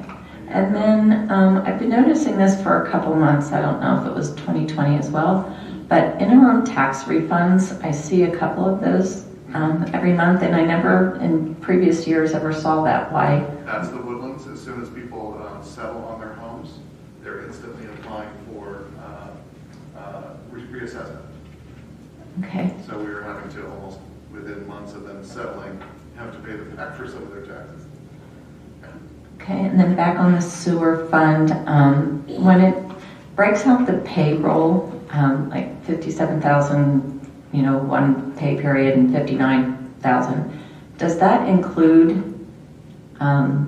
the staff that is not part of the sewer department, those payroll figures, because I know like your 40% comes from the sewer fund. So is that 40% included in that? Inclusive of anyone who's paid from that fund. Okay. Yep. And I think that was probably it. Okay, thank you. Thank you, Marge. Do you have a motion and a second? Any final comments, questions? Hearing none, all in favor of approval to pay the bills, say aye. Aye. Any opposed, say nay. Okay, Casey, last item on the agenda is number 21, public comment. Are there any public comments on items that were not on the agenda? Just a quick thought.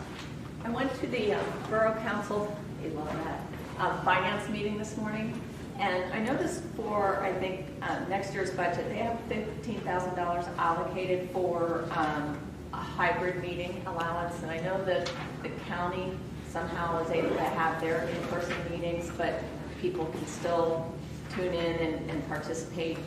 And I'm just wondering if that would be a possibility, especially, who knows what's going to happen. This was a budget meeting for next year, or they were For next allocating funds for the remainder of this year? No, for next year, a budget request.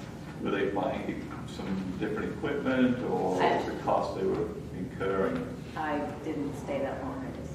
No, but that is a good point. I mean, that's something that I think we can at least have a discussion about at some point. Because, yeah, the county does do that. Yeah, a number of other municipalities do it as well, and that might help some of the committees. Township is doing it, their equipment is on the way, because they want to do hybrid meetings, and you can use the American Recovery Fund to purchase the equipment. Oh, that's good. Thanks, Mike. So, Casey, you want to just kind of maybe do a little, what's out there, what it would take, we'll the board. I know some municipalities have already purchased equipment. There's a couple of local vendors like Vision, and there's one in actually East Goshen that will create a setup. Now, we have a very large room, so our expense would be much larger than East Hampton or even County Township. Their meetings room's rather small, so I can have a couple quotes done. What's the borough doing? That room's pretty big, isn't it? So It's not that big, it's It's not probably, big. it's long and narrow. They are, They have an IT guy there. yeah, they have a full-time IT person on staff, so he's leading the You're project. right, I try to find them out. Yeah. Maybe sort of bring a couple of options and, costs, and the board can further discuss. Thanks. Any other public comments? So a motion to adjourn the meeting. Thank you, Steve. Second. Thank you, Ashley. All in favor of adjourn, say aye. Aye. Hey, Chris, you have 1 minute?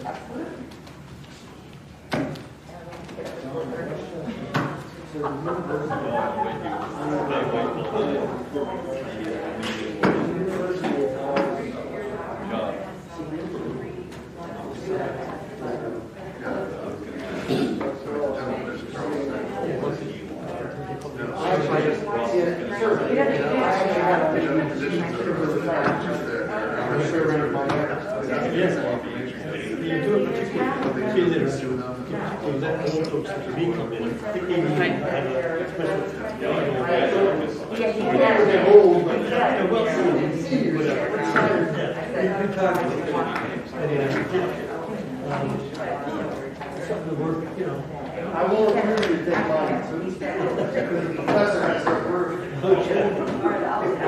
Only then I'll have to take any tests. I did ask Rick to update that punch, I know you remember. That'll really help. Update that punch list, or not punch, but the modification, and see where what they. Yeah, that's fine. We'll have that. I'm sure that's a good key thing. I'd say you're 2/3 living up to it, 1/3 not so much. And is it always last minute to live up to it, or is it ahead of anything? No, they're definitely not ahead. They're okay on 2/3 of it. That's it. We'll have it. Without really help. Yeah. And I didn't get to review, I started to the outline of the hearing. Oh, that's what I wanted to check. Yeah. I'm not here. Yeah, so Rick's gonna Next year. Rick's gonna take on the When the, I will standing be issues. tomorrow, I'm here all day. there. It was too broad, it's just one Yeah, I mean, conversation. what I'm worried about is how do you know that when you go to the appropriation bureau to look at J Ward LLC, We can have conversations. how do I know, because that's who's parking, now I'm who's parking.